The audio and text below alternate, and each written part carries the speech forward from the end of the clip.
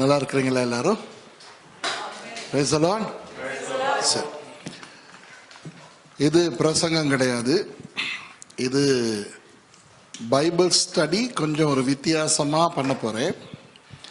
ஆகவே நம்ம நல்லா சந்தோஷமா ரிலாக்ஸ்டா படிக்கலாம். ஓகே?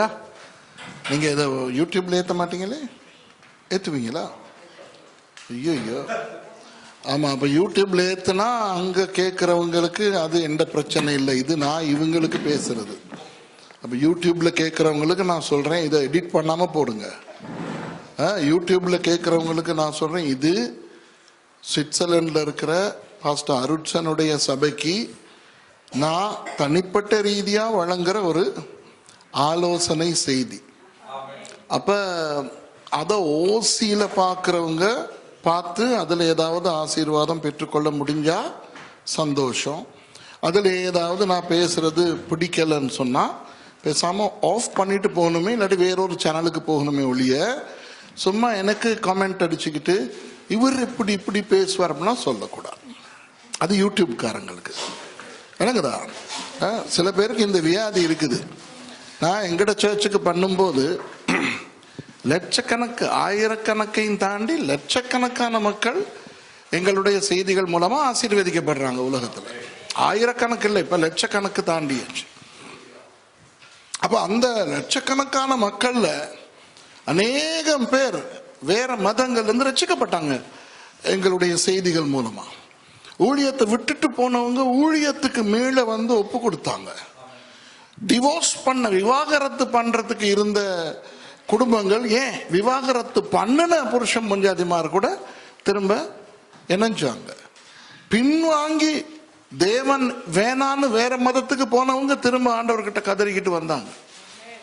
இப்படி ஆண்டவர் நிறைய பேருடைய வாழ்க்கைகளை மாற்றும் போது அந்த நிறைய பேர் என்ன எனக்கு சொன்னாங்க தெரியுமா?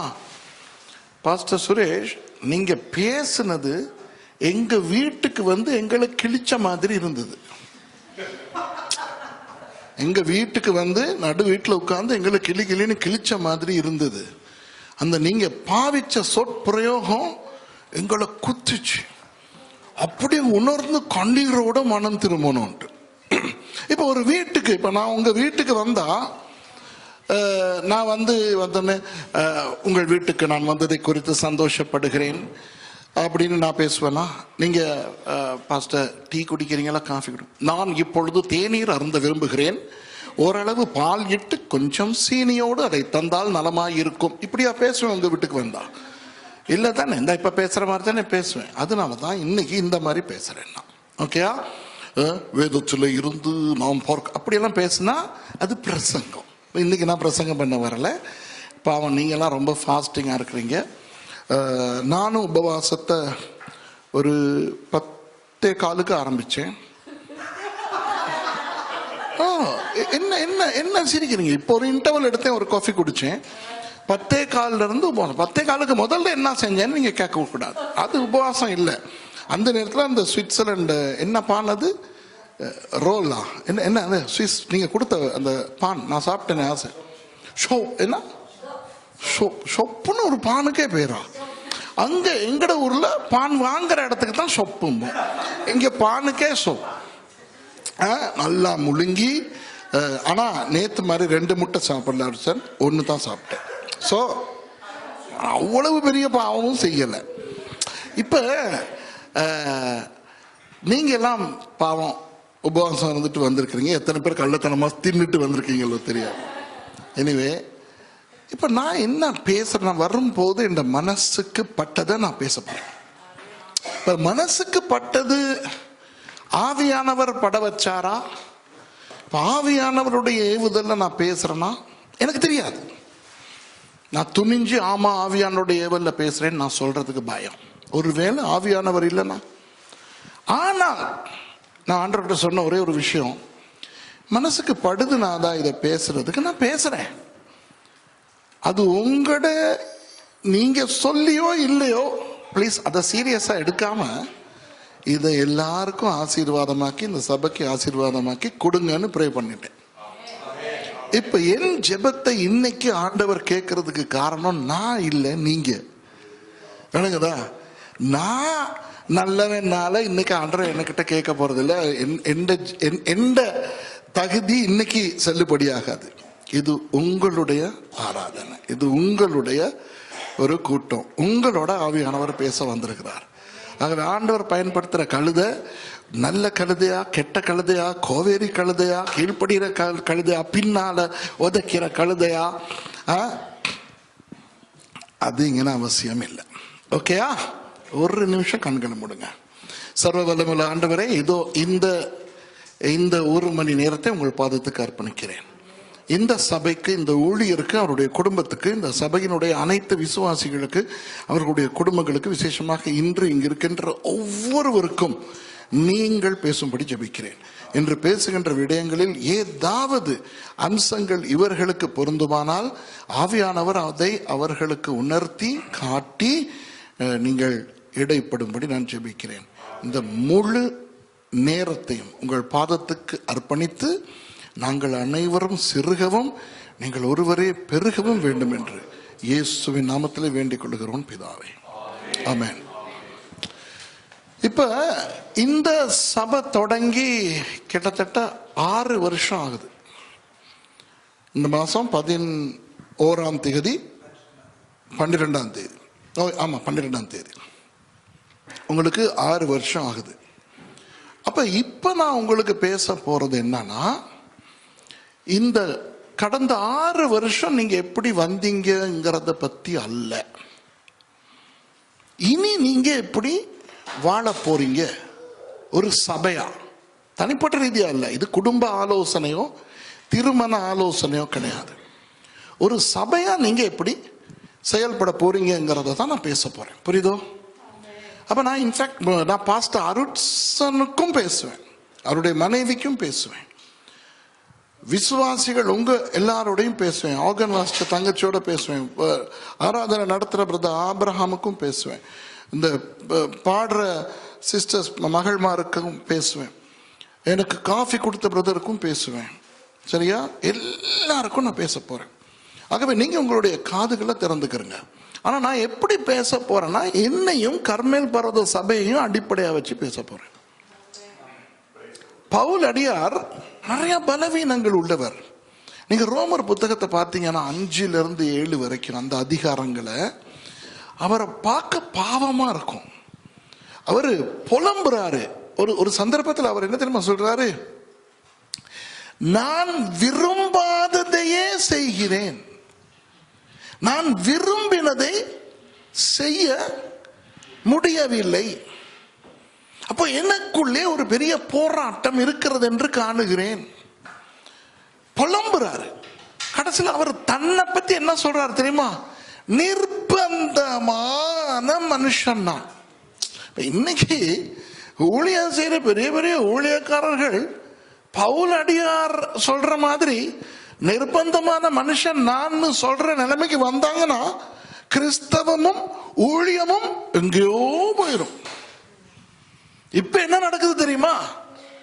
கர்த்தரால பயன்படுத்துற பெரிய பெரிய ஊழியக்காரங்க எல்லாம் பரிசுத்தமான மனுஷன் தான், பரிபூர்ணமான மனுஷன் நான், சம்பூர்ணமான ஊழியக்காரன் நான் அப்படிங்கிற ஒரு தெனாவட்டிலையும் திமிர்லையும் வாழ்றனால கிறிஸ்தவம் எங்கேயோ போயிருக்கு. எங்கேயோ போயிருக்க வேண்டிய கிறிஸ்தவம் எங்கேயோ போயிருக்கு. விளங்குதா? நிர்பந்தமான மனுஷன் நான் சொல்றாரு பவுல். இந்த பாவ சரீரத்தினின்று என்னை யார் விடுவிக்க கூடும்? புலம்புறாரு. அப்புறம் கொரிந்தியர் புத்தகத்துல ஒரு இடத்துல சொல்றாரு, அவருக்கு ஒரு பிரச்சனை இருக்குதான். அந்த பிரச்சனை என்னன்னு யாராலையும் கண்டுபிடிக்க முடியாது. அவர் அந்த பேருக்கு, அந்த பிரச்சனைக்கு 2 பேர் வச்சிருக்கார். ஒரு பேர் என்ன தெரியுமா?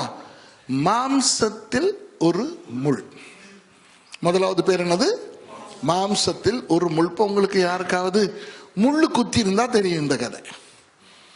இப்போ சுவிட்சர்லாண்டில் பிறந்து வளர்ந்து வாழ்கிற பிள்ளைகளுக்கு முள்ளு குத்துறதுன்னா என்னன்னு தெரியாது. ஆனால் நம்ம ஸ்ரீலங்காவில் பிறந்து சின்ன காலத்தில் விளையாடி எத்தனை தடவை காலில் ஏறிடும், முள்ளு கையில் ஏறிடும், கிரிக்கெட் அடித்து பால் அங்கே அடுத்த தோட்டத்துக்கு போயிடும், பாஞ்சு எடுத்துக்கிட்டு வரும்போது அங்கே முள்ளு குத்தும் இங்கே முள்ளு குத்தும். அப்புறம் மாம்சத்தில் முள்ளு குத்துறதுன்னா என்னான்ட்டு இங்கே இருக்கிற சிலருக்கு நல்லா தெரியும். அது ஒரு வதை, காந்து வலிக்கும். பவுலடியார் அந்த பிரச்சனைக்கு 2வது பேர் ஒன்று வச்சிருக்கிறார், சாத்தானுடைய தூதன். அந்த மாம்சத்தின் முள் என்னவா? என்னை குட்டும் சாத்தானுடைய தூதனா இருக்கிறது. அப்ப பாருங்க எவ்வளவு ஒரு பெரிய பிரச்சனை பாவம் அவருக்கு இருக்குது. அவர் அதுல என்ன தெரியுமா சொல்றாரு? அவங்களோட வழக்கத்தின்படி, அந்த அவங்களுடைய 2000 வருஷத்துக்கு முந்தி யூதர்களுடைய பேச்சு வழக்கில் அவங்க சொல்ற மாதிரி அவர் சொல்றாரு, நான் 3 தடவை ஆண்டவர்கிட்ட கேட்டேன் இதை எடுத்து போடுங்கன்ட்டு. 3 தடவைனா என்ன தெரியுமா? அவங்களுடைய வழக்கின்படி எந்த நேரமும். புரியுதா? அநேகமா நிறைய பேருக்கு இது தெரியாம இருக்கும். நமக்கு வாசிக்கும் போது 3 தடவை, இன்னொன்னு 3 தடவை இல்ல. யூதர்களுடைய கலாச்சாரத்துல எதையாவது நான் 3 தடவை செய்யறேன்னா அதுக்கு அர்த்தம் நான் எப்பவுமே செய்யறேங்கிறது. புரியுதா உங்களுக்கு? இப்ப நம்மட பேச்சு வழக்கத்துல சிலது இருக்கு. என்னது? 4 பேர் பார்த்தா என்ன நினைப்பான்? நாங்க 4 பேரை பத்தியா பேசுறோம்? இல்ல, அது பேச்சு வழக்கு. அது மாதிரி 3 தடவை நான் கேட்டேன் உடனே நிறைய பேர் என்ன நினைக்கிறாங்கன்னா, பாவம் 3 தடவை ப்ரே பண்ணிட்டாரு, அப்ப இயேசு சொல்றாரு தானே, இல்ல என் கிருபை உனக்கு போதும், உன் பலவீனத்தில் என் பலன் பூரணமாய் விளங்கும்னு அதோட விட்டுட்டாரு. 4வது தடவை ப்ரே பண்ணல, எவ்வளவு நல்ல மனுஷன் அப்படின்னு. இல்ல அப்படி கிடையாது. அவர் எப்போ பார்த்தாலும் ப்ரே பண்ணிக்கிட்டே இருப்பார். இது ஆமாவா இல்லையா? நமக்கு ஒரு வருத்தம், வலி, நம்மள ஏதாவது குத்திக்கிட்டு இருக்குது அப்படின்னா கொஞ்சம் ப்ரே பண்ணோன்னு ஆண்டவர் இல்ல நீ இப்படித்தான் இருக்க போறானா விட்டுட்டு ஓகே அப்படின்னு சொல்லி இருப்போமா? வலிக்கிற போதெல்லாம் கத்துவோமா இல்லையா? அப்போ அவரு சாத்தானின் தூதன்னு பேர் வைக்கிற அளவுக்கு அது என்னன்னே தெரியாது. அது அவ்வளவு ஒரு சித்திரவதையா அவருக்கு இருந்திருக்கு. ஆனா ஆண்டவர் என்ன சொல்றாரு? நான் அகற்றதாவே இல்லை, அது இருக்கணும். அப்பதான் நீ தாழ்மையா இருப்ப. அவர் சொல்றார், நான் மேட்டிமையாகாதபடி பெருமை கொள்ளாதபடிக்கு என்னை குட்டும் சாத்தானுடைய தூதனாய் இருக்கிறதுன்னு. அது மாதிரி பலவீனம் நிறைஞ்சவர் இந்த பவுல். இப்ப இந்த 2ஐயும் வச்சுட்டு இன்னொரு ஷொக்கான விஷயம் சொல்றேன், உங்களுக்கு எல்லாம் தெரிஞ்ச விஷயம்தான். இந்த பவுல் தான் சொல்றாரு, நான் கிறிஸ்துவை பின்பற்றுவது போல நீங்களும் என்னை பின்பற்றுங்கள். புருஷன் பஞ்சாதி சண்டையில் என்ன நடக்கும் தெரியுமா? 2 பேர்ல ஒரு ஆள் மற்ற ஆளோட ஒரு தவறை சுட்டி காட்டுவோம்.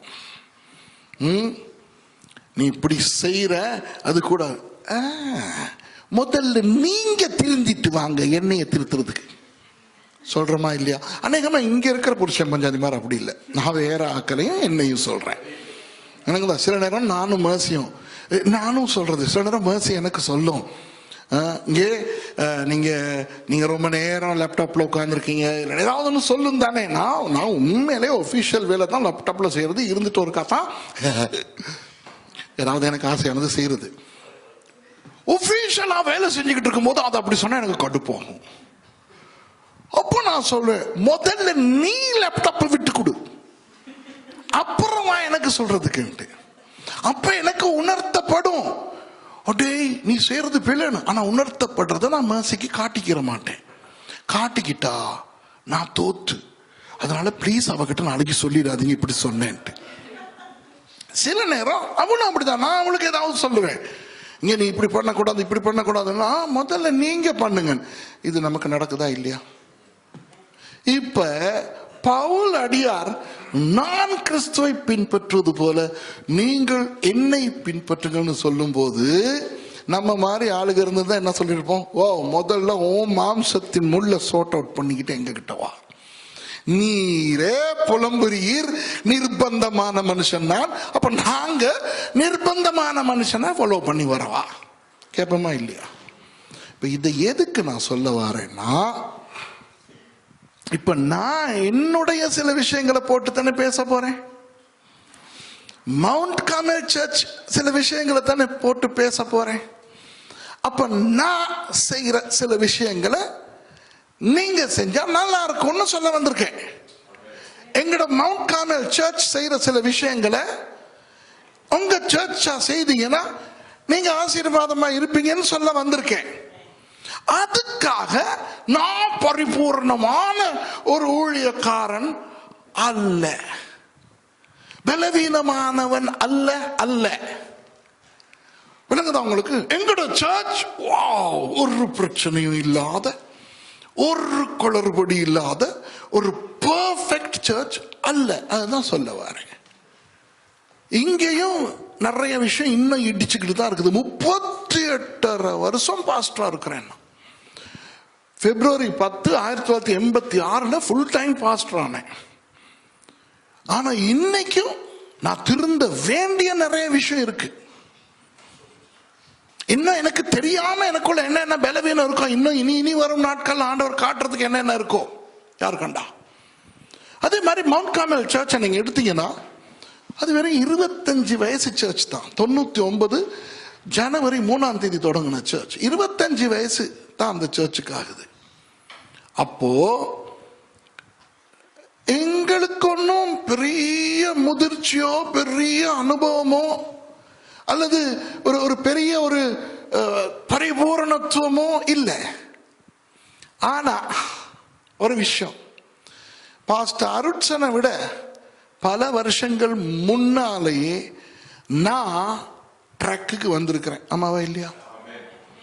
அதே மாதிரி நீங்க ஒரு சபையா வாரத்துக்கு கிட்டத்தட்ட 19 வருஷத்துக்கு முந்தி நாங்க மவுண்ட் கார்மெல் சபையா வந்துருச்சு. ஆமாவா இல்லையா? அப்ப மவுண்ட் கார்மெல் சர்ச் உங்க சர்ச்சுக்கு ஒரு மூத்த அக்கா மாதிரி. ஒரு 19 வயசு வித்தியாச அக்கா. ஆனா அவளும் யாரு? கர்மேல் பர்வத சபையாள். அவளுக்கும் வயசு 25 தான் ஆகுது.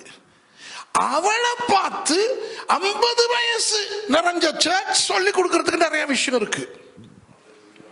புரியுதா உங்களுக்கு? ஒரு 50 வயசு சர்ச் நடந்துக்கிற வெற்றிகரமான சர்ச்ல இருந்து படிக்க வேண்டிய விஷயங்கள் 1000 மவுண்ட் கார்மெல் சர்ச்சுக்கு இருக்கு. ஆனா அது நீங்க படிக்க கூடாது. ஏன்னு சொன்னா நீங்க வெறும் 6 வயசு பாப்பா. 6 வயசு பாப்பா 50 வயசு பாட்டி கிட்ட இருந்து கத்துக்கிட்டீங்கன்னா கிளியும் நிம்மதியா வாழ முடியாது. ஆமாவா இல்லையா? 6 வயசு பாப்பா என்ன செய்யும்? 6 வயசு பாப்பா மாதிரி பிஹேவ் பண்ணணும், அப்படித்தான் வளரணும். 50 வயசு தாண்டி பெருத்து போயிருக்கிறது, உடம்ப குறைக்கிறதுக்கு டயட்டிங் சாப்பாடு செஞ்சுக்கிட்டு இதைத்தான் நீ சாப்பிடணும்னு 6 வயசு பிள்ளைக்கு சொன்னா என்ன ஆகும் யோசிச்சு பாருங்க. கமான், விளங்குதா? இப்ப நான் எல்லாம் பத்திய சாப்பாடு தான் சாப்பிட விரும்புறேன். ஏன்னா கொஞ்சம் அது இதை ஏத்திக்கிறாது, வயிறு இங்க வந்துருது, இது இந்த பக்கம் போயிருது. அது ஏறுறது பயங்கர ஃபாஸ்ட், இறக்குறது தான் கஷ்டம் இல்லையா? அப்ப நான் ஜெரமிக்கு நான் சாப்பிடுற விதத்துல சாப்பிடுறதுக்கு சொல்லி கொடுத்தா அந்த புள்ள வளரவே வளராது. யோசிக்கிறீங்களா நான் சொல்றது? ஆமாவா இல்லையா? அது மாதிரி. ஆனா இப்ப கர்மேல் பர்வத சபை நமக்கு 25 வயசு தான் ஆகுது. அப்ப நமக்கு இன்னும் ஞாபகம் இருக்குது 19 வருஷத்துக்கு முந்தி நாங்க எப்படி இருந்தோம். புரியுதோ? அதாவது உங்க சர்ச் மாதிரி இருந்த போது எங்க சர்ச் எப்படி இருந்துச்சு. ஆனா இன்னைக்கு 25 வயசுல மவுண்ட் கார்மெல் சர்ச் எப்படி இருக்கு தெரியுமா? அது எங்க சர்ச்னாலேயோ நான் அதுல பாஸ்டர்னாலேயோ நான் உங்களுக்கு சொல்லல. அதை பார்க்கிறவங்களுக்கு எல்லாம் தெரியும். நான் கர்த்தருடைய நாமத்தின் மகிமைக்காக சொல்லுகிறேன். அந்த 25 வருஷ வயசுடைய சர்ச் ஒரு 100 வருஷம் இருந்து வளர்ச்சி அடைஞ்ச ஒரு சர்ச் மாதிரி. அப்படி ஒரு குவாலிட்டி. அது குவாலிட்டி மட்டும் இல்ல, குவான்டிட்டி தாங்க முடியாத அளவு வளர்ந்து தொலைக்குது அந்த சர்ச். கஷ்டப்படுறேன்னா மெயின் சர்ச்ல எனக்கு கீழே 10 பாஸ்டர்ஸை வச்சுக்கிட்டு நான் ததுங்கினத்தம் போடுறேன். எனக்கு பாஸ்டர்மார் பத்தல்ல சர்ச்சில், மெயின் சர்ச்சில். அப்புறம் இப்போ 3 பேரை நான் ட்ரெயின் பண்ணி எடுத்து ப்ரொபேஷனில் வச்சிருக்கிறேன். ஜனவரி மாதம் ப்ரொபேஷனரி பாஸ்டர்ஸ் ஆக்குறதுக்கு. அப்போ ஜனவரியோட 13 பாஸ்டர்ஸ் இருக்க போறாங்க நான் இல்லாம. அது பத்தாது, அந்த அளவு நம்ம சர்ச் வளர்ந்திருக்குது. நம்ம சர்ச்சினுடைய ஆசீர்வாதம் உலகெங்கும் போகுது. நம்முடைய சர்ச் மெம்பர்ஸாக தங்களை நினைச்சுக்கிட்டு சபைகள் இல்லாத தேசங்கள்ல, மத்திய கிழக்கு நாடுகள்ல, சீனாவில், மற்றபடி ஆராதனை நடத்த முடியாத இடங்கள்ல எத்தனையோ பேர் லைவா எங்கட சர்ச்லயே அவங்க வாழ்ற அளவுக்கு வந்திருக்குது. உங்களுக்கு விளங்குதா? ஆகவே கர்மேல் பர்வத சபை ஆண்டவரால் ஆசீர்வதிக்கப்பட்டு இந்த அளவுக்கு வளர்ந்திருக்குது. அதே மாதிரி இந்த பாஸ்டர் சுரேஷ்ங்கிற ஆளும் 19 வருஷத்துக்கு முந்தி இருந்த அந்த சுரேஷ் அல்ல இப்ப இருக்கிறது. இப்ப இருக்கிற சுரேஷ் லட்சக்கணக்கான மக்களுக்கு ஒரு ஒரு ஒரு ஒரு ஒரு என்ன சொல்ற, தகப்பன்னு சொல்ல எனக்கு விருப்பம் இல்லை, ஒரு மாமா மாதிரி, ஒரு ஆலோசகரா ஆண்டவர் பயன்படுத்துறார். புரியுதா உங்களுக்கு? ஆகவே இதெல்லாம் நடந்ததுக்கு சில காரணங்கள் இருக்கு இல்லையா? அதை நான் உங்களுக்கு சொல்லி கொடுத்து நாங்க எங்களுடைய 6 வருஷத்துல செய்தத நீங்க இப்ப இருந்து செஞ்சீங்கன்னா இன்னொரு 19 வருஷத்துல 25வது ஆண்டு விழால நீங்க எப்படி இருப்பீங்கன்னு நீங்க யோசிச்சு பாருங்க. புரியுதா நான் சொல்றது? அதுதான் இன்னைக்கு நடக்க போகுது. இன்னைக்கு நான் பேசுறது இப்ப விளங்குதா? இதுதான் முன்னுரை. இவ்வளவு நேரம் பேசுனது முன்னுரை. புரியுதோ? ஆகவே நான் சொல்ல போற சில விஷயங்களை நீங்க உண்மையா மனசுக்கு எடுத்துக்கிறங்க. சரி, ஆண்டவர் ஒரு நாள் எனக்கு ஒரு தரிசனம் காட்டினார். அது நான் தரிசனங்களை குறித்து கவனம், நான் தரிசனங்களை நம்பாத ஆள் கிடையாது. ஓகே, நான் தரிசனங்களை நம்பாத ஆள் கிடையாது. நான் பெந்தெகோஸ்தே பாஸ்டர். தரிசனம், தீர்க்க தரிசனம், சொப்பனம் இதெல்லாம் நம்புற ஆள். ஆனா நானே ஒரு தரிசனத்தை கண்டாலும் நான் உண்மையா தரிசனத்தை தான் கண்டேன்னு எனக்கு நிரூபிக்கிறதுக்கு ஆண்டவர் படாத பாடுபடணும். வேணாங்கதா? ஆண்டவர் பேசிக்கிட்டு நிப்பாரு, அடே நீ கண்டது தரிசனம் தான்ட்டு. நான் சொல்றேன், ஆண்டவரே பாத்தீங்களா, பிசாசு நான் கண்டது தரிசனம் தானே உங்களை மாதிரியே பேசுது. அடே பேய் இல்லடா, நான் தாண்டா பேசுறேன். கேட்டீங்களா ஆண்டவரே? ஆண்டவர் பேசிக்கிட்டு இருப்பாரு, அவருக்கே சொல்லிக்கிட்டு இருப்பேன், பாத்தீங்களா பேய் பேசுது உங்களை மாதிரின்னு. ஆண்டவர் அவருடைய பரிசுத்த தலைமுடியை இழுத்துக்குருவாரு. இந்த சுரேஷ் ராமச்சந்திரனுக்கு இவன் தரிசனத்தை தான் கண்டு தொலைச்சான்னு நிரூபிக்கிறதுக்கு அவர் பாவம் என்ன மாதிரி ஆக்களை வச்சுக்கிட்டு அவர் படுற வேதனை இருக்கேன். தீர்க்க தரிசனம் சொன்னார்னா நம்பவே மாட்டேன். ஆண்டவர்கிட்டே சொல்றேன், பாத்தீங்களா நான் தீர்க்க தரிசனம் மாதிரி வருது. இல்லைன்னா தீர்க்க தரிசனம் பாத்தீங்களா ஆண்டவர் தீர்க்க தரிசனம் தான் நீங்க சொல்ற மாதிரியே பேய் பேசிக்கிட்டு இருக்குது அப்படின்ட்டு. அப்போ ஆனா ஆண்டவர் உறுதியா ஒரு தரிசனத்தை காட்டி நிரூபிச்சிட்டார். அது என்ன தரிசனம்னா, பயங்கரமான ஒரு பிரம்மாண்டமான சர்ச். அதெல்லாம் நான் நின்று பிரசங்கம் பண்ணிக்கிட்டு இருக்கிறேன். அதில் நிறைய விஷயம் இருக்கு. அதில் தேவையில்லாத அம்சங்கள் எதுவும் நான் உங்களுக்கு சொல்ல போறதில்லை. ஆனால் அதில் என்ன விஷயம் தெரியுமா? அந்த நேரத்தில் நம்ம சர்ச்ல இப்போ உங்களை மாதிரி ஒரு டீம் இருந்துச்சு. எங்கட கர்மேல் பர்வத சபை தன்னுடைய 6 வருஷத்துல நீங்க பாத்தீங்கன்னா இந்த அளவு தான் முழு சர்ச் மெம்பர்ஷிப்பே இருந்துச்சு. இதை விட குறைவா இருந்திருக்கும், கூடனா இல்லை. புரியுதோ? ஆனா இப்ப தரிசனத்துல ஆண்டவர் ஒரு பிரம்மாண்டமான சர்ச்சை காட்டுறாரு. அந்த சர்ச்ல முழுக்க முழுக்க ஊழியம் செய்யறவங்கள பார்த்தேன். அவங்களுடைய முகங்களை காட்டுறார் ஆண்டவர். அவங்க யாருன்னா அந்த நேரம் எங்களுடைய சர்ச்சில் இருந்தவங்க. புரியுதா உங்களுக்கு? அப்ப ஆண்டவர் சொன்னார், நாகனே சரிநாதா, என்ன இதை வச்சு நீங்க எனக்கு என்ன செய்ய பார்க்குறீங்க? அப்பதான் ஆண்டவர் சொன்னாரு, கர்மேல் பர்வத சபை விசுவாசிகளின் சபையாய் இருக்கக்கூடாது, சீஷர்களின் சபையாய் இருக்க வேண்டும்.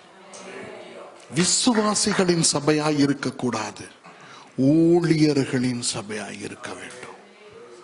வாவ், அது ஒரு வித்தியாசம்.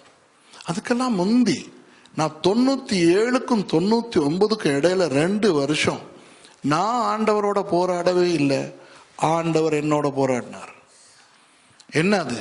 சபை தொடங்க சொல்லி நான் ஆண்டவர்கிட்ட கேம் கேட்டேன். நான் சொன்னேன், நான் தான் 86ல் 3 சர்ச் தொடங்கியாச்சு, 87ல் 1 தொடங்கியாச்சு பொத்தப்பட்டியில், 88ல் நுகைகொடல் 1 தொடங்கியாச்சு. அப்புறம் நான் கண்டி லைட் ஹவுஸ் சர்ச்சில் ஒரு பாஸ்டரா 89லேருந்து 93 வரைக்கும் இருந்துட்டேன். இப்படி இப்படி இப்படி நான் சர்ச்சஸ் தொடங்கி, கிராமத்து church, estate church, city church, அந்த சர்ச் இந்த சர்ச்சில் எல்லாம் நான் பாஸ்டரா இருந்ததுக்கு பிறகு நீங்க எனக்கு என்ன சொன்னீங்கன்னா, டேய் சுரேஷ், உன்னை நான் இப்படி வித்தியாசமான இடங்கள்ல பாஸ்டரா உனக்கு அனுபவம் கொடுத்தது, எதிர்காலத்தில் நீ பாஸ்டர்ஸுக்கு கற்றுக் கொடுக்கும் போது அவங்கள நீ புரிஞ்சிக்கிறதுக்காக இல்லையா? விளங்குதா?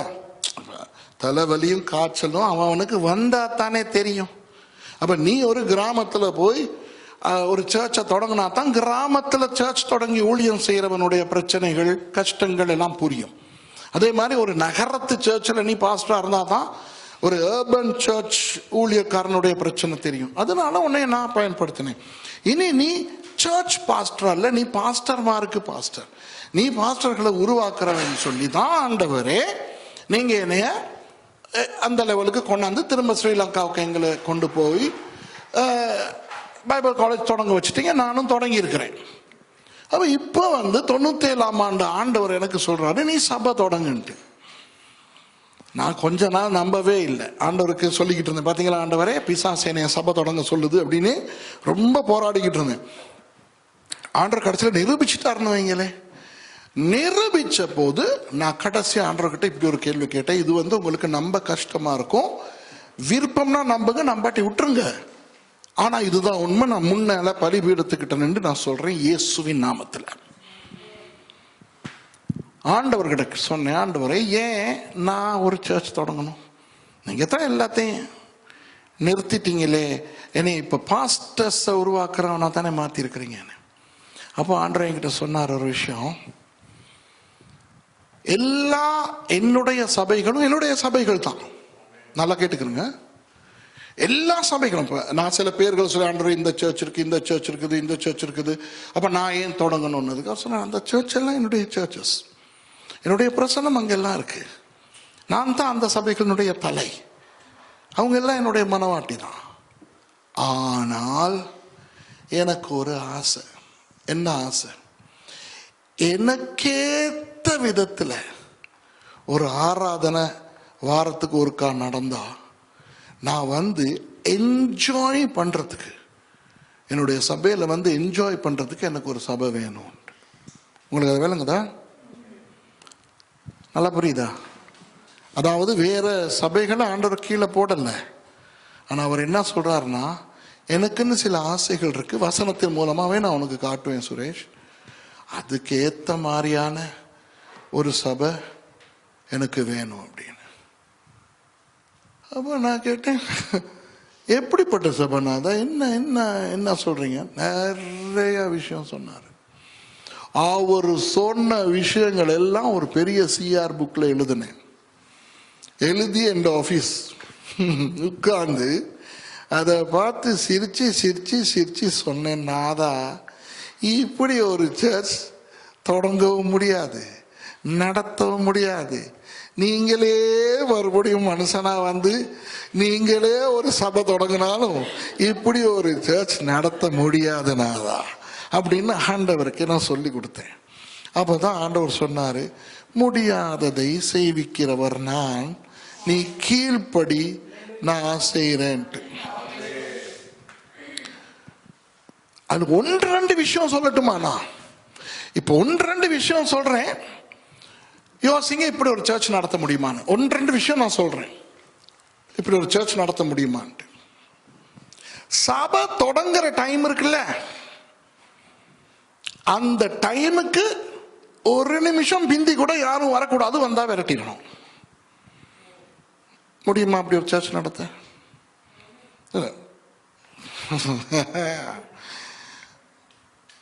ஆனா மவுண்ட் கார்மெல் சர்ச் இன்ன வரைக்கும் அப்படிதான். இன்னைக்கு நிரம்பி வழியுது.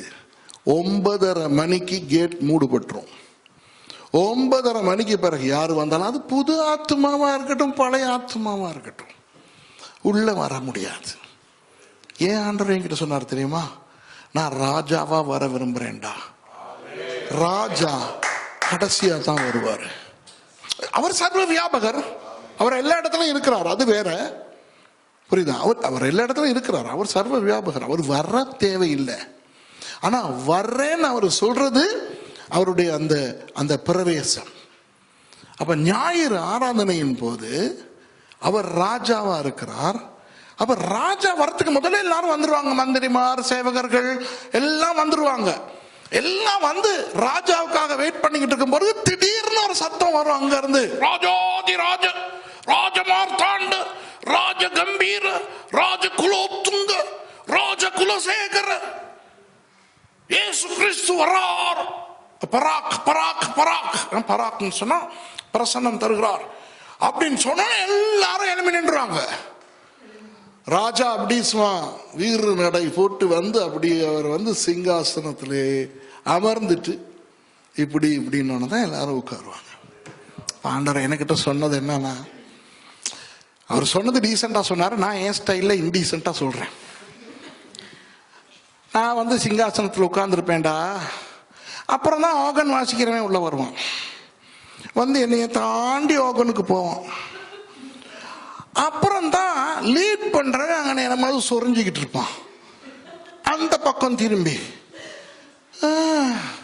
9:30 மணிக்கு தொடங்குற சர்ச் 9:45 அவன் என்னமோ சொரிஞ்சிக்கிட்டு இருக்கான் அங்க. அப்புறம் சுரேஷ் என்னை ஆராதிக்கலாம் பண்ணிக்கிட்டு இருப்பாங்க. அப்புறம் ஒரு குடும்பம் வரும், வந்து விறுவிறுன்னு வெக்கமான ரோசம் மூடு சொரணை எதுவும் இல்லாம முன்ன வந்து அந்த கார்னருக்கு போயிட்டு உட்கார்ந்துக்கிட்டு அப்படி பண்ணுவாங்கடா. இது என் ஸ்டைல்ல சொல்றேன். இப்ப யாருக்காவது படுதுன்னா படட்டும், அது வேற, அது எந்த பிரச்சனை இல்லை. மற்றது இது ஞாயிறு ஆராதனை. ஞாயிறு ஆராதனையில தான் ஆண்டவர் என்னது ராஜாவா வராரு. இப்ப நீங்க எல்லாம் இப்ப உபவாசத்துக்கு கொஞ்சம் பிந்தி வந்தீங்க, நான் கூட பிந்தி தான் வந்தேன், அது பரவாயில்ல. இது உபவாச கூட்டம். நான் சொல்றது ஆராதனை ஞாயிறு. நீங்க யாராவது ஞாயிறு ஆராதனைக்கு பிந்தி வரவங்களா இருந்தீங்கன்னா இந்த தொப்பியை தயவு செய்து உங்கள் தலையிலே அணிந்து கொள்ளவும். அப்ப ஆண்டவர் எனக்கு சொன்னார். நான் சொன்னேன், நாதா ஸ்ரீலங்கானாலே லேட் நாதா. ஸ்ரீலங்கன் ஏர்லைன்ஸினுடைய கால் சைன் தெரியுமா உங்களுக்கு? UL, usually late.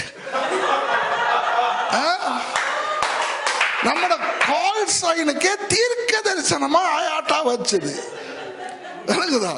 என்னைக்கு ஸ்ரீலங்கன் ஏர்லைன்ஸ் நேரத்துக்கு இழுத்திருக்கு?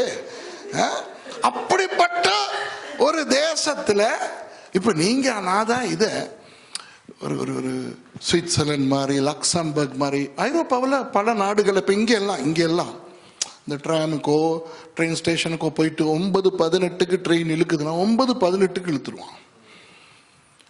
இந்த மாதிரி நாட்டில் சொன்னா கூட ஓகே. ஸ்ரீலங்கால 9:18 போட்டிருப்பான், அது 11:23 தான் வரும். ஒரு நாள் ஒரு ட்ரெயின் நேரத்துக்கு வந்துருச்சான், அது தெரியுமா? வந்துருச்சான், ஆச்சரியப்பட்டானா. அப்புறம் தான் பக்கத்தில் உள்ள சொன்னா, இது நேத்து இந்த டைமுக்கு வர வேண்டிய ட்ரெயின் 24 மணித்தியாலும் லேட்டா வந்திருக்கு. அந்த நாட்டில் ஆண்டவர் எனக்கு இப்படி சொல்றார். சரியோ? அப்ப அது ஒண்ணு. அப்புறம் இன்னொரு பயங்கரமான விஷயம் சொல்லவா? காணிக்கை வரும் இல்லையா, காணிக்கை, அந்த காணிக்கை எல்லாம் எடுத்து அப்படி சேர்த்து சேர்த்து சேர்த்து வைக்கணுமா. வச்சுட்டு டிசம்பர் மாசத்துல அந்த பணத்தை எல்லாம் எடுத்து என்கிட்ட, அதாவது ஆண்டவர்கிட்ட கேட்கணுமா, நான் தான் இந்த பணத்தை என்ன செய்வது. அந்த பணத்தை எந்த சர்ச்சுக்கு கொடுக்கிறதுன்னு அவர் சொல்லுவாராம். அவர் சொல்ற சர்ச்சுக்கு கொடுத்துட்டு ஜனவரி மாசம் 0 பேலன்ஸோட நுழையணுமா. ஓகே, அதுல இன்னொரு கூத்து என்னன்னா, இந்த காணிக்கை வருது, தசமபாகம் காணிக்கை, அதுல சர்ச்சுக்கு செலவழிக்க கூடாதான். என்ற தெய்வமே, சர்ச்சுக்கு நாக்காளி அதுல வாங்க கூடாதான், சர்ச்சுக்கு ஆர்கன் அதுல வாங்க கூடாதான், சர்ச் பில்டிங் என்னைக்காவது கட்ட வேண்டி வந்தா அதுல சர்ச் பில்டிங் கட்டக்கூடாதான். அதாவது மவுண்ட் கார்மெல் சர்ச்ல கிடைக்கிற அந்த கலெக்ஷன், அந்த காசுல mount Carmel theological college run பண்ண கூடாதா, மவுண்ட் கார்மெல் சர்ச்சை ரன் பண்ண கூடாதா, நீ அதுல 1% கூட எடுக்க கூடாதா. அதாவது நானு அப்புறம் எங்க பாஸ்டர்ஸுக்கெல்லாம் அதெல்லாம் சேர்த்து சேர்த்து சேர்த்து. ஆனா தசமபாகம் காணிக்கை பத்தி எல்லாம் கட்டுமையா ஸ்ட்ரிக்டா இருக்கணுமா. இல்லைங்கதா, எனக்கு சும்மா பைத்தியம் பிடிக்கிற மாதிரி இருந்துச்சு. இப்ப இது 97க்கும் 99க்கும் இடையில நடந்த சங்கதியை சொல்றேன். சர்ச் தொடங்கின போது யார் இருந்தோம் தெரியுமா? நானும் மேர்சியும், நாங்க 2 பேரும் வளர்த்தோம். எங்கட ஒரு தத்து பிள்ளைகள் மாதிரி மேர்சியினுடைய ரிலேட்டிவ்ஸ், ஜான்சன் பபின்னு சொல்லி 2 பேர். நான் என்ன செய்வேன், நான் ஒரு 2 ரூபா, மேர்சிக்கு 2 ரூபா, ஜோனிக்கு 2 ரூபா, பபிக்கு 2 ரூபா கொடுத்து ஆஃபரிங் டைம்ல ஆஃபரிங் எடுப்போம். சர்வீஸ் முடிஞ்சோன்னா பெரிய லெஜர்ல ஆஃபரிங் 8 rupees. அதில் மிஷனரி ஃபண்ட், அதில் தசமபாகம் மிஷனரி ஃபண்ட் 80%. இப்படியெல்லாம் ஆண்டவர் சொல்லும் போது ஜோக்கா தெரியல, இதெல்லாம் சாத்தியமா தெரியல. ஆனால் இன்னைக்கு உங்களுக்கு சொல்ல ஒரு விஷயம், உங்களுக்கு ஒரு விஷயம் சொல்லலாம். இன்னைக்கு எங்களோட மவுண்ட் கார்மெல் சர்ச் நீங்க பார்த்தீங்கன்னா, எங்களோட சர்ச்சில் வேர்ல்ட்ஸ் பெஸ்ட் கீபோர்ட் இருக்கு. இதுவும் இருக்கு எங்ககிட்ட. இது இல்ல இந்த ஆமா, இது இல்ல, PSR 920 இருக்கு, அது இருக்கு. அது வேர்ல்ட்ஸ் பெஸ்ட் இல்ல, அது சும்மா லோக்கல். ஆனா COG PA4X Pro, COG PA1X Pro இதெல்லாம் எங்க கிட்ட இருக்கு. சொந்த ரெக்கார்டிங் ஸ்டுடியோ இருக்கு. ஃபெண்டர் ஹை கிராண்ட், சரியா, எத்தனையோ ஆயிரக்கணக்கான டாலர் பெறுமதியான ஃபெண்டர் கிட்டார்ஸ் எல்லாம் ஹை எண்ட் ஐட்டம்ஸ் தான் வச்சிருக்கோம். எங்களோட சர்ச்சினுடைய நாற்காலிகள், சர்ச் பில்டிங், இதெல்லாம் நீங்க பார்த்தீங்கன்னா ஆச்சரியப்படுவீங்க. ஆனால் என்ன அழகுனா, சர்ச் காணிக்கையில 1 ரூபா கூட சர்ச்சுக்காக செலவழிக்கப்படலை. ஒவ்வொரு டிசம்பர் மாசமும் அந்த வருஷம் சேர்த்த அந்த ஆஃபரிங்கை வச்சு ஆண்டவரை என்ன செய்யறதுன்னு கேட்கும்போது ஆண்டவர் சொல்றாரு, அந்த ஆக்களுக்கு சர்ச் கட்டி கொடு, இந்த ஆக்களுக்கு வாகனம் வாங்கி கொடு. சர்ச்சஸ்க்கு மவுண்ட் கார்மெல் சர்ச் உங்க மூத்த அக்கா. எத்தனையோ சர்ச்சஸ், 10 சர்ச்சஸ் கட்டி கொடுத்து இப்ப 11வது சர்ச் கட்டிக்கிட்டு இருக்குது. சரியா, சபைகளுக்கு வாகனங்கள் வாங்கி கொடுக்குது, சவுண்ட் எக்யூப்மெண்ட்ஸ் வாங்கி கொடுக்குது. பயங்கர பிரம்மாண்டமா இருக்குது. நான் ஏன் உங்களுக்கு சொல்ல வரேன்னா, ஆண்டவர் இத சொன்ன போது எங்களுக்கு நம்ப முடியாம இருந்துச்சு. ஆனா கர்த்தர் சொன்னார்னா, நம்ம கீழ்ப்படிஞ்சோம்னா கர்த்தர் பெரிய காரியங்களை செய்வார். ஓகேயா? சரி, இன்னும் நிறைய உதாரணங்கள் சொல்லலாம், வேணானா விஷயத்துக்கு வரேன். முதலாவது, நான் பாஸ்டர் அருட்சனோட தொடங்குறேன். பாஸ்டர் அருட்சன் 4 வருஷம் எங்களோட பைபிள் ஸ்கூல்ல படித்தவர் தான். அதுக்கு பிறகு அவர் சைப்ரஸ்ல பாஸ்டரா ஊழியம் செய்தவர் தான். அப்புறம் மல்லாவியில் அவர் பாஸ்டரா ஊழியம் செய்தவர் தான். ஆகவே அவருக்கு போதிய அளவு படிப்பறிவும் போதிய அளவு அனுபவமும் இருக்கிற ஒருத்தர் தான். ஆனாலும் தொடர்ந்து இப்ப இன்னமும் நான் ஒரு நல்ல பாஸ்டரா இருக்கிறதுக்கு நான் தொடர்ந்து படிச்சுக்கிட்டு வர மாதிரி பாஸ்டர் அருட்சனம் இப்ப இருக்கிறத விட நல்ல பாஸ்டரா வாரதுக்கு நீங்க இன்னும் தொடர்ந்து படிக்கணும், இன்னும் தொடர்ந்து உங்களை நீங்க தாழ்த்தணும், இன்னும் தொடர்ந்து நீங்க கர்த்தருக்கான தியாகங்களை செய்யணும். ஆனா உங்களுக்கு நான் ஒன்று சொல்றேன், என்னைக்குமே நம்மளோட போராட்டங்கள் ஓயாது, போராட்டத்தினுடைய தன்மை மாறும். 19 வருஷத்துக்கு முந்தி ஒரு பாஸ்டரா எனக்கு இருந்த பிரச்சனைகள் அந்த நேரத்தில் பெருசா இருந்தது. இப்ப அதெல்லாம் சின்னது. இப்ப எனக்கு அந்த பிரச்சனை வந்தா எனக்கு அது பீனட்ஸ் மாதிரி விளங்குதா உங்களுக்கு? ஆனா இப்ப எனக்கு பிரச்சனை இல்லாமல் இல்லை. இப்ப இருக்கு, ஒரு பாஸ்டராக எனக்கு பிரச்சனை வருது. அந்த பிரச்சனைகளை இப்ப சந்திக்கும் போது கஷ்டமா இருக்குது. இன்னொரு 10 வருஷத்துக்கு பிறகு திரும்பி பார்த்தேன்னா வாவ், புரியுதா? ஆகவே உங்களுக்கு ஒரு நாளும் நிம்மதியா ஊழியம் செய்ய முடியும்னு நினைக்காதீங்க, புரியுதா? நிம்மதியா ஊழியம் செய்ய முடியாது. அந்த ஊழியத்தை செஞ்சுக்கிட்டு அந்த கஷ்டமான நிம்மதியற்ற ஊழியத்தை செய்கிறேன்ங்கிற நிம்மதி தான் உங்களுக்கு வரணும். ஏன்னு சொல்லுங்க, ஒரு ஊழியக்காரன் ஒழுங்கா ஊழியம் செய்தா பிசாசுக்கு பிடிக்காது. அப்ப பிசாசு என்ன செய்வான்? பிரச்சனைகளை கொண்டாடுவான். சுஜி கேட்டுக்கிறங்க, யெசபேலின் ஆவி சபை எடுத்து கொள்ளப்படுற நாள் வரைக்கும் சபைக்கு எதிராக வேலை செய்யும். யெசபேலின் ஆவி முதல்ல யாரை தாக்கும்? பாஸ்டரை நேரடியா தாக்கும். தாக்கி வெற்றி கொள்ள முடியலனா பாஸ்டருடைய மனைவி தான் அடுத்த டார்கெட். புரியுதா உங்களுக்கு? அதனால பாஸ்டர் அருட்சன், சிஸ்டர் சுஜி, உங்களுக்கு நான் சொல்றேன், உங்க வாழ்க்கையில நிறைய வாக்குவாதங்கள் வரும், ஆர்கியூமெண்ட்ஸ் வரும், வரணும், கருத்து வேறுபாடுகள் வரும், வரணும். இத மனசுல வச்சுக்கிறேங்க. புரியுதா உங்களுக்கு? ஐயோ, எனக்கும் மேர்சிக்கும் எந்த அளவு வாக்குவாதங்கள் தேவையில்லாம எல்லாம் வரும். ஆனா இன்னைக்கு நாங்க திரும்பி பார்த்தா, நான் சொல்றேன் கேட்டுக்கிறேங்க, இன்னைக்கு நான் திரும்பி பார்த்தா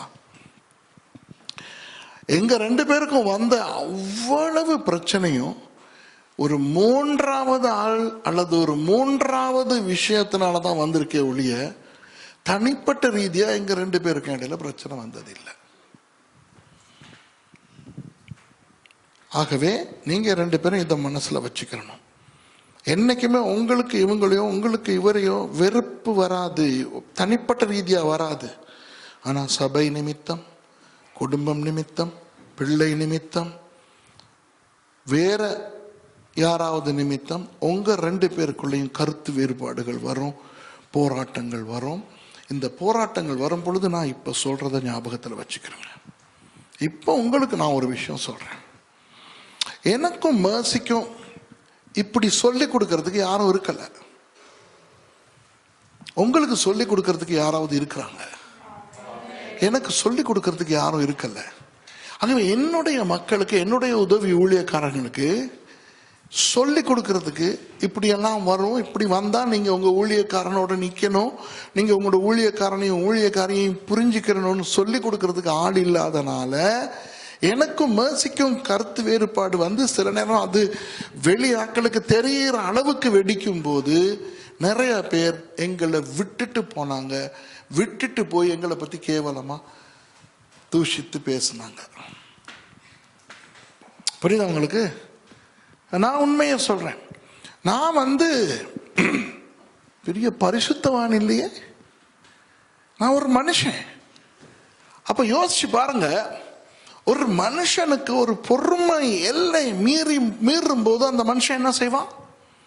தன் பொண்டாட்டியோட சண்டை பிடிக்கும் போது சில வார்த்தைகளை உதிர்ப்பான். அப்ப நான் என்ன செஞ்சேன், சில நேரம் என்னுடைய பொறுமையின் எல்லாம் தாங்க முடியாம நான் பேசக்கூடாத விதத்துல மேசிய பேசி இருக்கிறேன், மேசிய திட்டி இருக்கிறேன். ஜனங்க இருக்கிற போது நான் அதை செஞ்சிருக்கிறேன். அந்த முதிர்ச்சி இல்லை, அந்த அனுபவம் இல்லை ஆரம்ப காலத்தில். உங்களுக்கு விளங்குதா? அப்போ அதை பார்த்த நிறைய பேர் என்ன நினைச்சாங்க, இவர் எங்கட பாஸ்டர், இவர் எங்களுக்கு உதாரணமா இருக்கணும், ஆனா இவருடைய பொண்டாட்டியவே ஒழுங்கா பேச தெரியாத மாதிரி எப்படி பேசுறாரு, இந்த ஆள் நமக்கு தேவையில்லைன்னு என்னைய எத்தனை பேர் விட்டுட்டு போனாங்க. மேசிய சில பேருக்கு பிடிக்கவே முடியாம போயிருச்சு, நஞ்சு. உங்களுக்கு நான் சுஜியை பத்தி சொல்றேன். சுஜிங்கிறனால இல்ல, அந்த இடத்துல கிளியோபேட்ராவா இருந்தாலும் நான் இப்ப சுஜியை பத்தி பேசல, பாஸ்டர் அருட்சன் பொஞ்சாதியை பத்தி பேசுறேன். உங்களுக்கு விளங்குதா? பாஸ்டர் அருட்சன் ஐஸ்வர்யா ராய கல்யாணம் கட்டிக்கிட்டு இருந்ததாலும் அப்படி ஒரு நோக்கம் இல்லை தானே. அமிதாப் பச்சன் பிரச்சனை இருப்பாரு, அதனால வேணாம். கேளுங்க, என்னுடைய பயிற்சி, என்னுடைய அனுபவம், என்னுடைய தரிசனம் அந்த லெவலுக்கு என்னுடைய மனைவி இல்லை, அம்மாவே இல்லையா?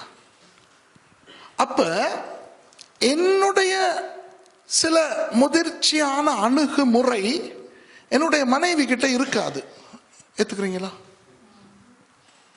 நான் பைபிள் ஸ்கூல் படிச்சிருக்கிறேன், எனக்கு சொல்லி கொடுத்துருக்காங்க ஆலோசனை கொடுக்கறது எப்படி, பிரச்சனைகளை வரும்போது அந்த பிரச்சனைகளை சந்திக்கிறது எப்படி, தீர்க்கிறது எப்படி, எங்களுக்கு ட்ரைனிங் கொடுத்தாங்க. கிடைச்ச ட்ரைனிங் அமைய செய்யறோம் இல்லை, அது வேற. ஆனா எங்களுக்கு ட்ரைனிங் ஒன்று இருக்கு, அந்த ட்ரைனிங் மேசிக்கு இல்லை. ஆகவே மேசி நான் அணுகிற விதத்துல சில விஷயங்கள் அணுகாது. அதனால ரொம்ப லேஸ் பிசாசுக்கு விசுவாசிகளை மேசிக்கு எதிராக திருப்புறதுக்கு. அப்ப அந்த பீரியட்ல, இப்ப உங்களோட பீரியட்ல நான் சொல்றேன், அதாவது ஒரு 15-19 வருஷத்துக்கு முந்தி நான் அந்த எங்கட சர்ச் 2005ஆம் ஆண்டுக்கு நான் போறேன். 2005ஆம் ஆண்டு தான் எங்க சர்ச்சுக்கு 6 வயசு. 2005ஆம் ஆண்டு பெல்வுட்ல இருந்த யாருக்குமே மேசிய பிடிக்காது. விசுவாசிகள் என்ன பேசிக்கிறாங்க தெரியுமா? ஒருத்தர் பாஸ்டர் நல்ல, சிஸ்டர் சரியில்லை. அது அங்க சுத்தி இங்க சுத்தி இங்க சுத்தி நல்லா கேட்டுக்கிறங்க. உங்க சர்ச்ல எப்படியோ தெரியல, எங்க சர்ச்ல கடைசியில ஒன்னா பேசிட்டு எங்களுக்கு போட்டு கொடுக்குறவே இருந்தான். அவங்களோட உட்கார்ந்து பேசிக்கிட்டு இவனும் பேசுவான், ஆனா இவன் பேசாத மாதிரி எங்க கிட்ட வந்து போட்டு கொடுத்துருவான். அப்புறம் அதை விசாரிக்கிறது இல்ல, விசாரிச்சாதான் தெரிய வரும் இவர் தான் தொடங்கியே இருப்பாரு. எனக்கு தான் நமக்கு வந்து போட்டு கொடுக்கிற ஐட்டம் தான் தொடங்கியே இருக்கும். அப்ப அது மனசு ஒட்டைக்கும். மேசி பொம்பளைய பத்தி பைபிள் என்ன சொல்லுது? பலவீனமான பாண்டம். பலவீனமான பாண்டம்ங்கிறது ஆவிக்குரிய ரீதியில் இல்ல, உண்மையா நான் சொல்லவா, ஆவிக்குரிய ரீதியில பாஸ்டர் அருட்சன் சாரி, பலவீனமான பாண்டங்கள் ஆம்பளைகள் தான். உண்மையை ஒத்துக்கிறீங்க. நம்ம பொம்பளைகள் ஜெபிக்கிற ரேஞ்சில் நம்மளால முடியாது சாமி. அதுகிட ஆவிக்குரிய லெவல் நம்மளை மீட் பண்ணவே முடியாது. ஏதோ ஆண்டவர் நம்மளை காப்பாத்துறதுக்கு நம்மளை தலைன்னு சொல்லி இருக்கிறாரு, அதுல நம்ம தப்பி ஓடுது. ஐயோ, நீங்க நம்ப மாட்டீங்க, எனக்கும் மேசிக்கும் வர்ற பிரச்சனைகள், மேசிக்கு என்னைய விட ஆவியின் வரங்கள் இருக்குது, கிலோ கணக்கில் இருக்கு. அதுல ஒண்ணுதான் ஆவிகளை பகுத்தறியும் வரம். எனக்கு அது ஊழியத்தில் இருக்குது, மற்றபடி நான் மாதிரி ஒரு ஏமாளி உலகத்திலேயே இல்லை. விளங்குதா? யாராவது ஐயோ ஒருத்திய 3 வருஷமா வச்சிருக்கிறான், ஓகே, வச்சிருக்கிறான், தெரியுமா? வச்சிருக்கிறான்னா அதாவது இன்னொருத்தன் பொண்டாட்டிய இவன் வச்சிருக்கான். அவங்களுக்கு புரியல, இப்ப புரிஞ்சிருச்சா? பாஸ்டர் சுரேஷ் ஒவ்வொரு முறையும் அவங்கள முழங்காலில் உட்கார வச்சு, ஆண்டவரே இவருக்கு ஏற்ற நல்ல கணவராகவும் இவருக்கேற்ற நல்ல மனைவியாகவும் பயன்படுத்துங்கள்னு ஆசீர்வதிச்சு அனுப்பிக்கிட்டே இருந்தேன் 3 வருஷமா.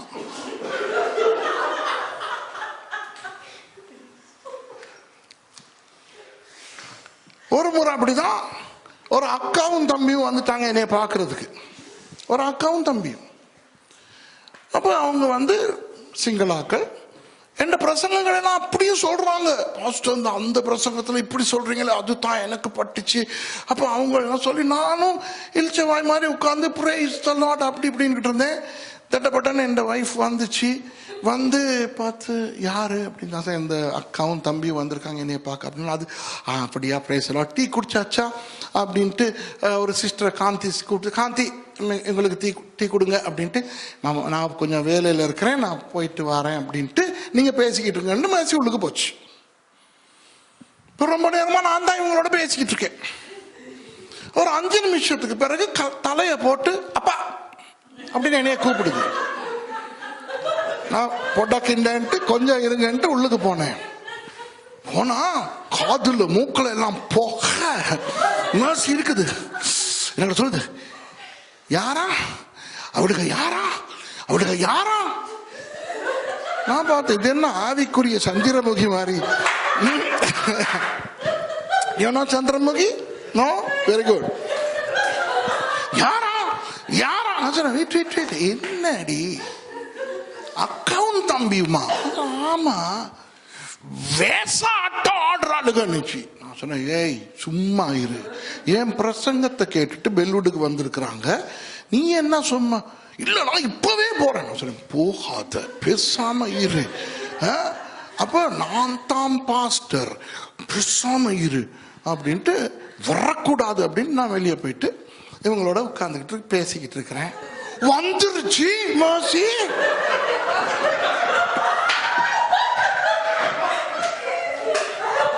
உட்கார்ந்துருச்சு. இப்ப நான்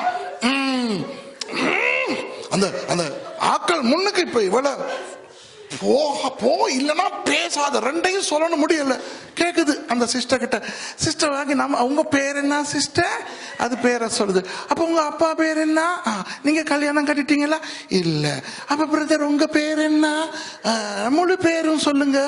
அப்ப உங்க அப்பா பேர் வேற, உங்க அப்பா பேர் வேற, நீங்க கல்யாணம் கட்டில, அது எப்படி அக்கா தம்பி? அப்புறம் அந்த அக்கா தம்பிங்கிறது சின்னம்மா பெரியம்மா பிள்ளைகள்னு மாறிடுச்சு.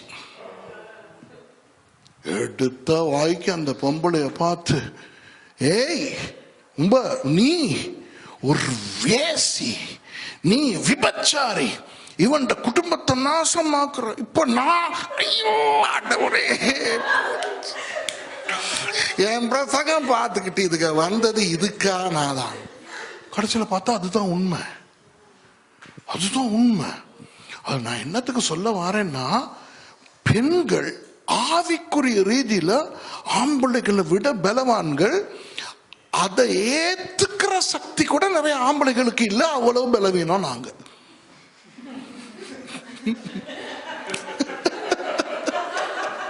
விளங்கினவங்க சிரிக்கிறாங்க.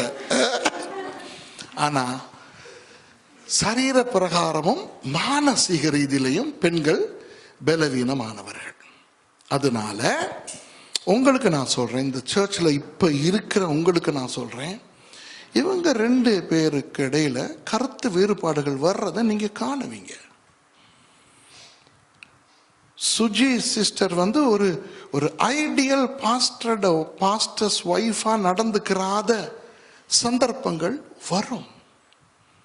அவங்களால நீங்க கவலைப்பட வேண்டிய, துக்கப்பட வேண்டிய நேரங்கள் வரும் இல்ல வரணும்.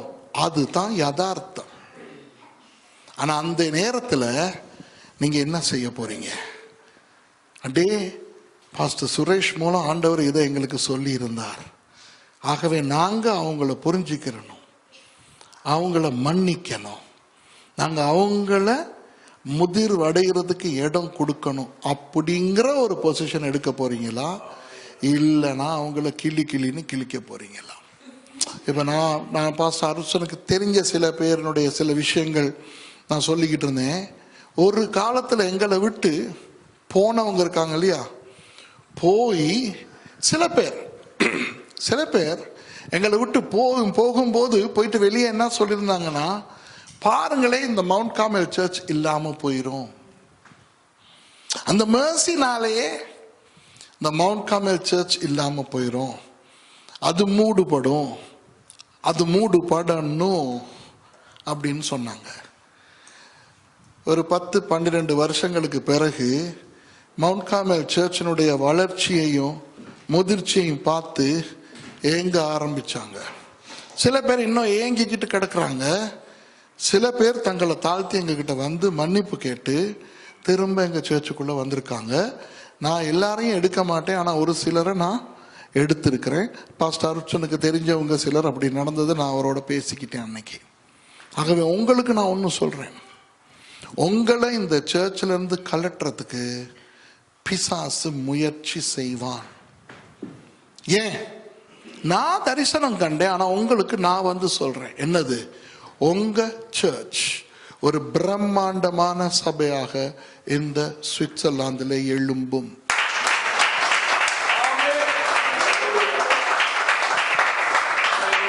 அப்படி ஒரு பிரம்மாண்டமான சபையாய் அந்த சர்ச் எழும்பும் போது அந்த சர்ச்சினுடைய ஊழியர்களாக நீங்க தான் இருக்கணும். அதுக்கு இப்ப இருந்தே நீங்க உங்களை தயார்படுத்தணும். ஒரு ஊழியக்காரனுக்கு ஊழியக்காரிக்கு தேவையான முதலாவது தகுதி என்ன தெரியுமா? தாழ்மை.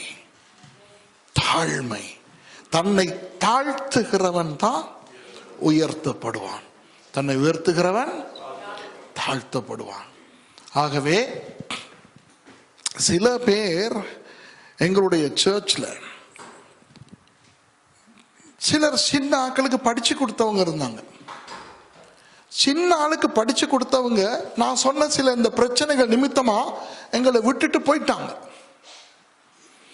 அவங்க திரும்ப மனம் திரும்பி வந்திருக்காங்க. அவங்க வரும்போது இப்ப இந்த சர்ச்ல பெரிய இடத்துல இருக்கிற சில ஊழியக்காரர்கள் யார் தெரியுமா? அவங்க படிச்சு கொடுத்த அந்த சின்னாக்கள். இப்ப இந்த அவங்க படிச்சு கொடுத்தவங்களுக்கு கீழே இவங்க இருந்து அவங்க கிட்டால படிக்க வேண்டிய ஒரு நிலைமை வந்திருக்குது.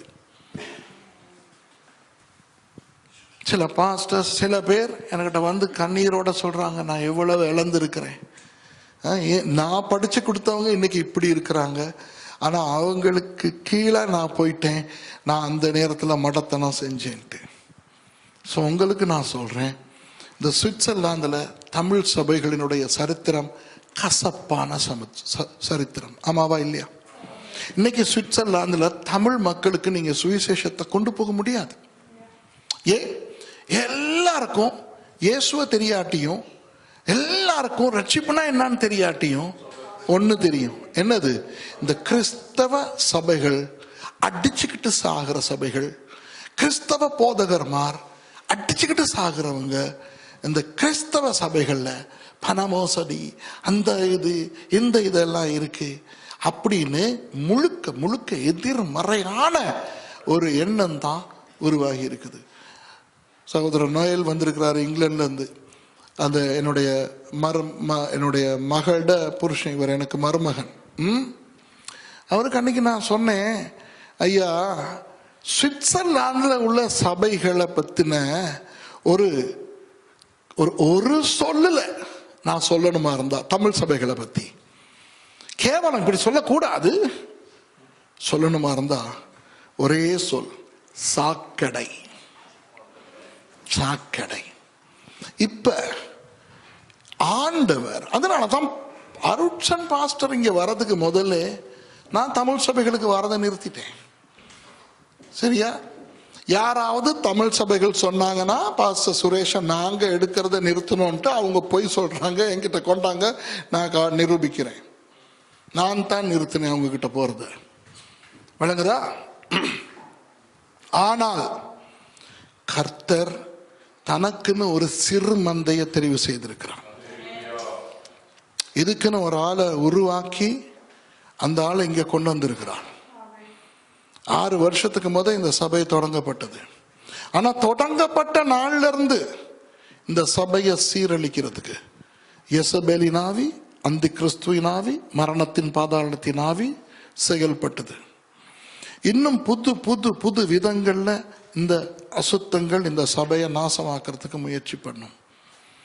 ஆனால் நான் இப்ப உங்களுக்கு சொல்றேன், நீங்க யாரு வழி விழுந்து போயிருவீங்களோ உங்களுக்கு கவலையா இருக்கும். இந்த சபை ஒரு பிரம்மாண்டமான ஒரு ஊழியமா வந்த போது நீங்க அதுல இல்லையே அப்படின்ட்டு. ஆகவே நீங்க அதை மனசுல வச்சுக்கிறீங்க. புரியுதா? அப்ப முதலாவது ஆண்டவர் முதலாவது பாயிண்ட் உங்களுக்கு என்ன சொல்றாருன்னா, தாழ்மை. எல்லாரும் நீங்க உங்களை தாழ்த்தணும்.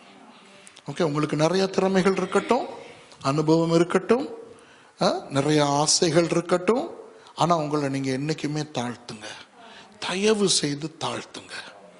உங்களை நீங்க எந்த அளவுக்கு தாழ்த்துறீங்களோ அந்த அளவுக்கு உங்களை கர்த்தர் உயர்த்துவார். பாஸ்டர் அருட்சன், நான் உங்களுக்கு சொல்றேன், பாஸ்டர் அருட்சன் அப்படிங்கிறது ஒரு ஒரு கணமோ ஒரு பதவியோ கிடையாது, அது ஒரு பொறுப்பு. இப்போ என்னைய மக்கள் டாக்டர் சுரேஷ், ரெவரன் சுரேஷ் கூப்பிடுறதெல்லாம் நான் தடை செஞ்சிருக்கிறேன். ஏன்? அதெல்லாம் கனம், அதெல்லாம் கௌரவம், அதெல்லாம் சுட்டி காட்டுது. டாக்டர் சுரேஷ் அப்படின்னா ஓ இவன் படிச்சிருக்கான்னு காட்டுது. ரெவரன் சுரேஷ், ரெவரன்னா மதிப்புக்குரிய ஒரு மதிப்பை காட்டுது. அப்புறம் என்னை எத்தனை பேர் பிஷப் பார்க்க பார்த்தாங்க. பிஷப் தொப்பியே தாகோண்ட தலை, அப்படி ஒரு பிசாசுட்டு தொப்பியை போட்டுக்கிட்டு கம்பு பிடிச்சிக்கிட்டு கேவலமா அலைகிற ஒரு ஒரு தேர்ட் ரேட்டட் கிறிஸ்தவ ஊழியம் நமக்கு தேவையில்லை. ஸோ பாஸ்டர் அருட்சன், நீங்க கடைசி வரைக்கும் நீங்க பாஸ்டராகவே இருங்க. யாரும் உங்களை கூப்பிட்டு நாங்க உங்க ஊழியத்தை கனம் பண்ண விரும்புறோம். ஒரு தடவை எனக்கு கால் பண்றாங்க, பிரதம மந்திரி கனம் பண்றாராம், ஸ்ரீலங்கன் பிரதம மந்திரி கனம் பண்றாராம் ஊழியர்களை, என்னமோ அகாசாவோ என்னமோன்னு சொல்லி. அதுல உங்க பேரும் வந்திருக்குது பாஸ்டர், உங்களோட டீட்டெயில்ஸை கேட்குறாங்கன்ட்டு என் பாஸ்டர் துஷாரை தான் கால் பண்ணி சொன்னாரு. கிளின்னு கிழிச்சேன். அருட்சன், நீங்க நினைச்சுக்கிறீங்க நான் இப்படி உங்களுக்கு தெரிந்தாலும் நான் எப்படி பேசியிருப்பானா இருக்கும் அப்படின்ட்டு துஷாரை விட்டு அம்மா, அக்கா, தங்கச்சி, சின்னம்மா எல்லாத்தையும் ஞாபகப்படுத்தி சிங்களன்னு கத்தாக்கிறேன் நான் சொன்னேன். என்னை கனப்படுத்துறவர் பிதா. வேதம் என்ன சொல்லுது? வேதம் என்ன சொல்லுது? இயேசு சொல்றாரு, ஒருவன் எனக்கு ஊழியம் செய்தார். மகளே, நீங்க ஆர்கன் அடிச்சீங்க, யாருக்கு ஆர்கன் அடிச்சீங்க? இயேசுவுக்கு. பிதா உங்களை கனம் பண்ணிருக்கிறாரா இல்லையா? நீங்க யாருக்கு பாடுறீங்க? பிரதர் ஆபிரகாம் இங்க நின்று நீங்க லீட் பண்ணது யாருக்கு நீங்க செய்தீங்க? பிதா இன்னைக்கு உங்களை கனம் பண்ணிட்டாரா இல்லையா? நீங்க டீ கொண்டதே ஒரு ஊழியம், காஃபி கொண்டதே ஊழியம். அதை நீங்க இயேசுவுக்கு செஞ்சீங்களா, சுரேஷ் ராமச்சந்திரனுக்கு செஞ்சீங்களா? அப்ப பிதா உங்களை கனம் பண்ணிட்டாரா இல்லையா? அப்புறம் வேற எவனும் எதுக்காக உங்களை கனம் பண்ணணும்? பிதாவை விட பெரியவன் இருக்காங்க அவன் கனம் பண்ண. பிதாவே கனம் பண்ணிட்டாரு. மத்த பிரதம மந்திரியும் அவங்க அக்காவும் என்னைய கனம் பண்ணணும். ஓ, இவர் 25 வருடங்கள் ஊழியம் செய்ததுக்காக இவருக்கு நாங்கள் ஒரு என்ன கோப்பை வழங்குகிறோம். பொன்னாட இல்ல, வரவேற்பு கதை வேற, சரியா? வரவேற்பு கதை வேற. ஆனா நான் என்ன சொல்றேன்னா, இந்த கனம்ங்கிறது பிதாவால கிடைச்சிருச்சு. இன்னைக்கு நீங்க இங்க வந்திருக்கிறீங்க, இன்னைக்கு நீங்க வந்திருக்கிறீங்க, இன்னைக்கு சனிக்கிழமை. ஏன் நீங்க வீட்டுல இருந்திருக்க முடியாது? ஏன் நீங்க உங்களுக்கு வேற நிகழ்ச்சி உங்களுக்கு இல்லையா? ஏன் நீங்க இங்க வந்தீங்க? நீங்க வந்தது கர்த்தராகிய இயேசுவுக்கு ஊழியம் செய்ய. துதி அது ஒரு ஊழியம், ஸ்தோத்திரம் அது ஒரு ஊழியம், பாட்டு ஒரு ஊழியம், ஆராதனை ஒரு ஊழியம், உட்கார்ந்து கேட்டுக்கிட்டு இருக்கீங்களே அதுவே ஒரு ஊழியம். அப்ப காலையில இருந்து உங்களை பிதா கனம் பண்ணி கனம் பண்ணி கனம் பண்ணி இன்னைக்கு உங்களை நீங்க கனம் பெற்றவங்களா உட்கார்ந்து இருக்கிறீங்க. பிசாசு அதை உணர்த்தவே மாட்டான். பிசாசு உணர்த்தவே மாட்டான். அதை விட யாராவது உங்களுக்கு வந்து ஏதாவது சொல்லிட்டா, நல்லா அவங்க நடிச்சீங்க,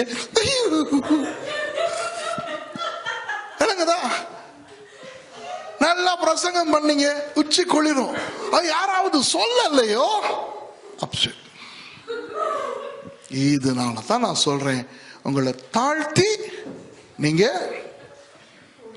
ஊழியங்களை செய்யுங்க. இன்னொரு விஷயம், நான் 1:30 மணிக்கு முடிப்பேன், சரியா? கவனிங்க, ஊழியங்களிலே வித்தியாசம் உண்டு, ஆவியானவர் ஒருவரே. இப்ப இன்னைக்கு நான் வந்ததுல இருந்து நடந்த சில விஷயங்களை பார்ப்போம். இங்கே பிரதர் ஆபிரகாம் உட்கார்ந்து இந்த சிலிச்சிலியை அடிச்சுக்கிட்டு பாடிக்கிட்டு இருக்காரு. அந்த தங்கச்சி கீபோர்டை வாசிக்குது. பாஸ்டர் அருட்சன் இந்த தாளத்தை வாசிக்கிறார். நான் பின்னுக்கு இருந்து பார்த்துக்கிட்டு கையை உயர்த்தி நீங்கள் ஆண்டவருக்கு ஸ்தோத்திரம் செலுத்துறீங்க, ஆராதனை பண்ணுறீங்க, பாட்டு பாடுறீங்க. பிரதர் முன்ன வந்து என்னைய வரவேற்றாரு, உள்ளுக்கு கூட்டிகிட்டு வந்தார். நம்ம எல்லாரும் என்னென்னமோ பண்ணால் இப்போ நான் பேசிக்கிட்டு இருக்கேன். இப்போ ஒரு கேள்வி கேட்க போகிறேன். இப்போ இந்த எக்யூப்மெண்ட் யார் சவுண்டெல்லாம் செஞ்சது இன்னைக்கு? கையை தூக்குங்க. நீங்கள் தானா? Right, okay. அப்போ அது ஃபேன் போட்டது அதுவும் அவர் தானா? சரி சரி, ஓகே. இப்போ நான் கேட்குறேன், இந்த ஊழியங்களில் எது முதலாவது முக்கியம், 2வது முக்கியம், 3வது முக்கியம்? அந்த ஆர்டர்ல முதலாவது முக்கியம் எதுன்னு சொல்லுங்க. நீங்க சொல்லக்கூடாது, நீங்க சொல்லுங்க. முதலாவது முக்கியமான ஊழியம் எது இன்னைக்கு? என்னம்மா? 2வது? ஓகே, யா, என்னம்மா? சாங்ஸ். நான் உங்களுக்கு சொல்லவா, இதுல பிழை நீங்க கொடுக்கிற பதில் இல்லை, இந்த பிழை நான் கேட்ட கேள்வியில இருக்கு. கேள்வி பிழை. எல்லாமே ஒரே அளவு முக்கியம், ஒரே அளவு முக்கியம். இத நீங்க உணரணும். நீங்க நாக்காளி போட்டிருந்தீங்கன்னா அது இப்ப நான் பேசுற அளவுக்கு முக்கியம். நீங்க கீபோர்ட் வாசிச்சது நான் இப்ப பேசுற அளவுக்கு முக்கியம். நீங்க டீ போடுறது, நீங்க ஃபேன் ஆன் பண்றது, சவுண்ட் பண்றது, நீங்க அந்த சிலி சிலியை அடிச்சுக்கிட்டு பாடுறது எல்லாமே நான் இப்ப பேசுற அதே அளவு முக்கியம். குறவும் இல்லை, கூடவும் இல்லை. அப்படியாயிருந்தால் நம்ம ஏன் ஊழியத்துல போட்டி போடணும்? அப்படியா இருந்தால் நம்ம ஏன் மற்றவர் செய்யறத நானும் செய்யணும்னு ஆசைப்படணும்? புரியுதா? உங்களுக்கும் நேத்து சாப்பிட்டோமே பிரியாணியும் இறைச்சி கறியும், உங்க பிளேட்லயும் பிரியாணியும் இறைச்சி கறியும் இருக்குதுன்னா மத்தாண்ட பிளேட்ல இருக்கிற பிரியாணியை இறைச்சி கறியையும் நீங்க சாப்பிட விரும்புறது ஏன்? இப்போ உங்க பிளேட்ல பிரியாணி இறைச்சி கறி இருக்குது, மத்தாண்ட பிளேட்ல பாஸ்தா இருக்குதா இருந்தா எனக்கு பாஸ்தாவும் சாப்பிட ஆசையா இருக்குதுன்னு நீங்க ஏங்கிறது நியாயம். இப்ப கீபோர்ட் வாசிக்கிற தங்கச்சி செய்யற அதே பெருமதியை தான் நாக்காளி அடுக்கிற தங்கச்சி செய்யுது. அப்ப நாக்காளி அடுக்கிற தங்கச்சிக்கு ஓகன் வாசிக்க தெரியும். அதனால அது ஏன் நினைக்கணும்? எனக்கும் தெரியும் தானே ஆர்கன் அடிக்க, ஏன் நானும் ஆர்கன் அடிக்க கூடாது? வேண்டாம். உங்களுக்கு ஆர்கன் அடிக்க தெரிஞ்சாலும் அந்த ஆள் அடிக்கட்டும், நீங்க நாக்காளி அடுக்குங்க, ரெண்டும் சேம். இன்னைக்கு என்ன நடக்குது சர்ச்சஸ்லனா, நானும் பிரசங்கி, எனக்கு பிரசங்கம் பண்ணவே கொடுக்கறாங்க இல்ல. நானும் பாடுவேன், என்னைய பாட்டுக்குள்ள எடுக்கிறாங்களே இல்ல. நானும் இந்த தாளம் வாசிப்பேன். ஆமாவா இல்லையா? இன்னைக்கு சர்ச்சஸ்ல இது நடக்குதா இல்லையா? அது அந்த ஆள் என்ன நினைக்குது? அப்படி ஒரு ஆள் நானும் பிரசங்கம் பண்ணுவேன், ஏன் எனக்கு பிரசங்கம் பண்ண கொடுக்கறாங்க இல்லன்னு நினைக்கிற ஆள் விடுற தவறு என்ன தெரியுமா? அவர் செய்யற மத்த எல்லாத்தையும் அவர் கேவலப்படுத்துறார். நான் தான் அந்த ஆள்னு வைங்களே, நான் தான் அந்த ஆள். நான் வேற ஏதாவது செய்யறேன்னு வைங்களே, நான் தான் கேமராவை ஆபரேட் பண்றேன், இல்லைன்னா நான் தான் அந்த கேத்தலை போடுறேன் அப்படின்னு வைப்போமே. அப்ப நானும் பிரசங்கம் பண்ணுவேன், ஏன் பாஸ்டர் அருட்சன் என்னைய பிரசங்கம் பண்ண விடுறாரு இல்ல அப்படின்னு நான் நினைக்கும் போது என்ன தெரியுமா நான் செய்யறேன்? அப்ப நான் செய்யற கேமரா வேலை யூஸ்லெஸ், நான் செய்யற கேத்தல் வேலை யூஸ்லெஸ். அப்ப நான் செய்யற ஊழியத்தை கேவலப்படுத்துறது யாரு? அப்ப அது யாருக்கு மகிமை? பிசாசுக்கு. யாருக்கு வெக்கம்? இயேசுவுக்கு. ஒருத்தன் 10 தாளந்து கொண்டு வந்து ரிட்டர்ன் பண்றான், இன்னொருத்தன் 4 தான் கொண்டு வந்தான். ஆமாவா இல்லையா? ஒருத்தனுக்கு 5 தாளங்கள் கொடுக்கப்பட்டது, இன்னொருத்தனுக்கு 2 தாளங்கள் கொடுக்கப்பட்டது. அந்த 1 தாளந்து கொடுக்கப்பட்ட வேணாம், அவன் கெட்டவன், அவனை பத்தி வேணாம். 5 கொண்டு வந்தவன் 10 ரிட்டர்ன் பண்றான். 2 கொண்டு வந்தவன் எத்தனை ரிட்டர்ன் பண்றான்? 4. கொஞ்சம் இருங்க, 4 10ல இருந்து 6 கழிக்கணும். முன்னால போறவர் 6 எக்ஸ்ட்ரா கொடுக்கிறாரு. ஆனா இயேசு என்ன சொல்றார்? அந்த 10 கொடுத்தவனுக்கு கொடுத்த அதே சொல்ல இந்த 6 கொடுத்தவனுக்கு சொல்ற. சப்போஸ் ஒரு வேளை இப்ப சபை ஆண்டவர் எடுத்துக்கொண்டு எங்களை வரவேற்றார்னா எங்க எல்லாருக்கும் ஒரே வரவேற்பு தான் கிடைக்கும். என்ன சொல்ற? நல்லது உண்மையும் உத்தமம் உள்ள ஊழியக்காரனே, கொஞ்சத்தில் உண்மையாயிருந்தாய். அந்த கொஞ்சம் என்ன? நாக்காளி போடுறதா இருக்கலாம், சவுண்டு போடுறதா இருக்கலாம், டீ போடுறதா இருக்கலாம், பிரசங்கம் பண்றதா இருக்கலாம். மற்றது இந்த கான்செப்ட், இந்த தாட்பரியம் நமக்குள்ள வந்தா வாழ்க்கையில நிம்மதியா வாழலாம். தெரியுமா?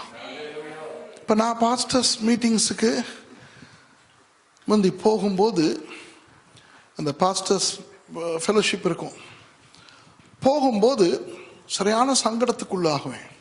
ஏன்னா நான் போன உடனே என்னைய தான் பிரசங்கம் பண்ண சொல்லுவாங்க. பிரசங்கம் பண்ண இருக்கிறவர் பயப்படுவாரு, இவர் வந்திருக்காரு எனக்கு பேச முடியாது அப்படின்ட்டு. நான் போறதை நிறுத்திட்டேன். ஏன் தெரியுமா? அவங்க கர்த்தருக்கு முன்னால பாவம் செய்யறாங்க. ஊழியக்காரன்ல பெரிய ஊழியக்காரன் சின்ன ஊழியக்காரன் ஒருத்தனும் கிடையாது. தெரியுமா?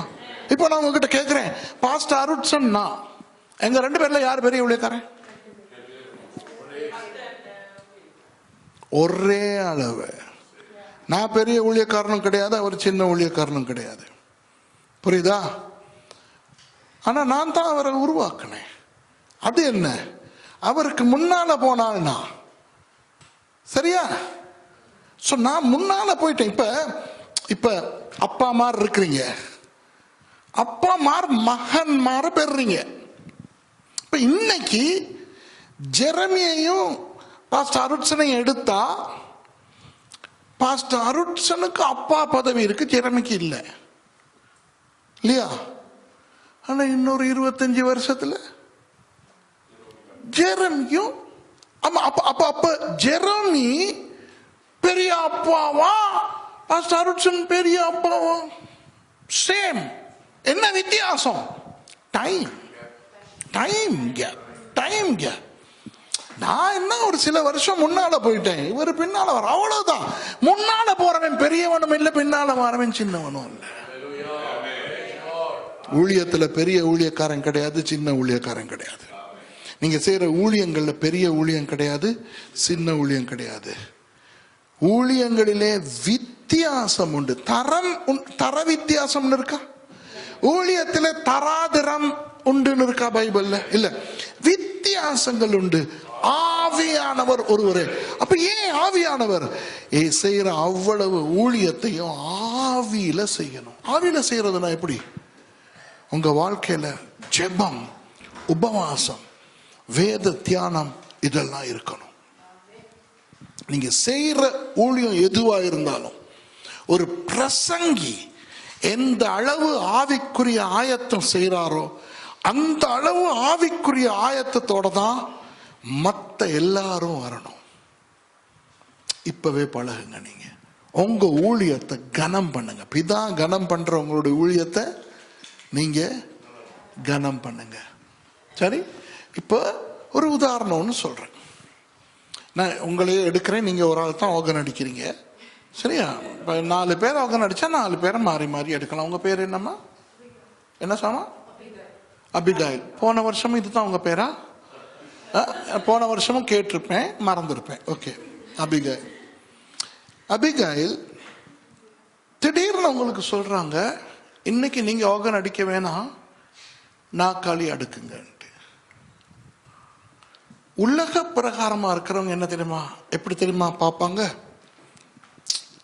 என்னடா இது, ஆர்கன் அடிக்கிறேனே நாக்காளி அடுக்க சொல்றாங்களே அப்படின்ட்டு. நீங்க எப்படி பார்க்கணும் தெரியுமா? இது ஒரு உதாரணம் தான். நீங்க எப்படி பார்க்கணும் தெரியுமா? வாவ், அப்ப இன்னைக்கு எனக்கு ஒரு வித்தியாசமான ஊழியம் தராங்களா, வண்டர்ஃபுல் அப்படின்ட்டு நீங்க அந்த நாக்காளி அடுக்கிற ஊழியத்துக்கு நீங்க கொடுக்கணும். உலக ரீதியா ஊழியங்கள்ல உள்ள பெருமதிகளை பார்க்க கூடாது. உலக ரீதியில நாக்காளி அடுக்கிறத விட அவங்க நடிக்கிறது பெருசு. இது உலகம் அல்ல, இது தேவராஜ்யம். ஊழியங்களிலே வித்தியாசம் உண்டு, ஆவியானவர் ஒருவரே. அதனால என்னுடைய வாழ்க்கையில நிம்மதி. நான் என்னைய ஏதாவது கல்யாணங்களுக்கு கூப்பிட்டாங்கன்னா நான் சந்தோஷமா போயிட்டு பின்னுக்கு உட்கார்ந்து இருந்துட்டு அது முடிஞ்ச பிறகு கொடுக்கறத தின்னுட்டு வர எனக்கு அது ப்ராப்ளம் இல்லை. சில பாஸ்டர்ஸ் அது முடியாது. சில பாஸ்டர்ஸ் பிரச்சனை என்னன்னா, நான் ஒரு கல்யாண வீட்டுக்கு போனா என்னைய அவங்க மேல உட்கார வைக்கணும், எனக்கும் ஏதாவது ஒரு பங்களிப்பு இருக்கணும், அட்லீஸ்ட் ஒரு வாழ்த்து செய்தியாவது ஒரு ஜெபமாவது கொடுக்கணும். இதனால சில கல்யாண வீடுகளுக்கு நான் போன என்ன தெரியுமா செய்யறது, பின்னுக்கு ஒளிஞ்சு இருக்கிறது அங்க முன்னுக்கு தெரியாதபடி. ஏன்னா கண்டா கூப்பிடுவானுங்க, எனக்கு அது பிடிக்காது. அப்ப இது ஒரு நிம்மதியான வாழ்க்கை. ஒருத்தர் என்னை கனம் பண்ண தேவையில்லை, ஒருத்தர் எனக்கு எதுவும் செய்ய தேவையில்லை. நான் செய்யற எல்லாமே ஊழியனால நான் ரொம்ப நிம்மதியா ரொம்ப சந்தோஷமா இருக்கிறேன். வணங்குதா உங்களுக்கு? ஆகவே நீங்க செய்யற ஊழியங்கள், முதலாவது என்ன சொன்னேன்? தாழ்மை. 2வது உங்களுடைய ஊழியத்தை நீங்க கனம் பண்ணணும். சரியா?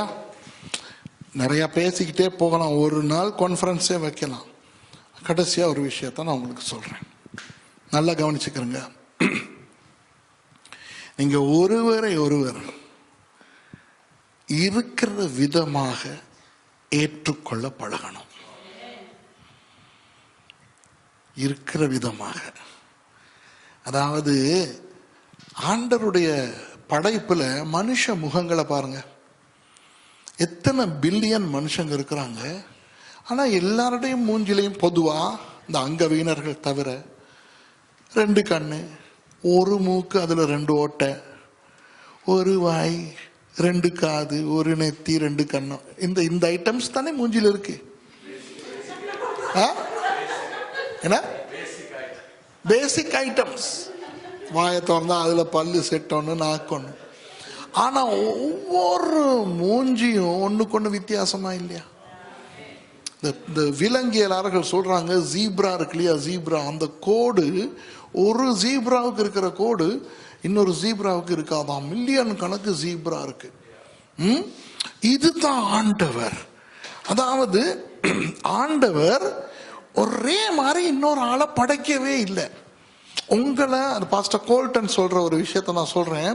ஆண்டவர் உங்களை படைக்கிறதுக்கு ஒரு அச்சு வச்சிருந்து அந்த அச்சில உங்களை செஞ்சுட்டு உங்களை படைச்சோன்னா அந்த அச்சை உடைச்சு வீசிடுவார். அந்த அச்சில இன்னொரு ஆளை போட்டு செய்ய மாட்டார். அப்படி இருக்கும்போது பிசாசு என்ன செய்ய பார்க்கறான் சபையில, உங்களை யாரோட நெருக்க பார்ப்பான் தெரியுமா? உங்களும் மாதிரியே நீங்க பார்க்கிற விதமாவே பார்க்கணும். இப்ப நீங்க அபிகாயில் வாசிக்கிற விதம் சரியில்லை அப்படின்னா உங்க கூட்டாளியும் ஆமா அபிகாயில் வாசிக்கிற விதம் சரியில்லை, அப்ப நீங்க அவங்களோட ஃப்ரெண்ட் ஆகுவீங்க.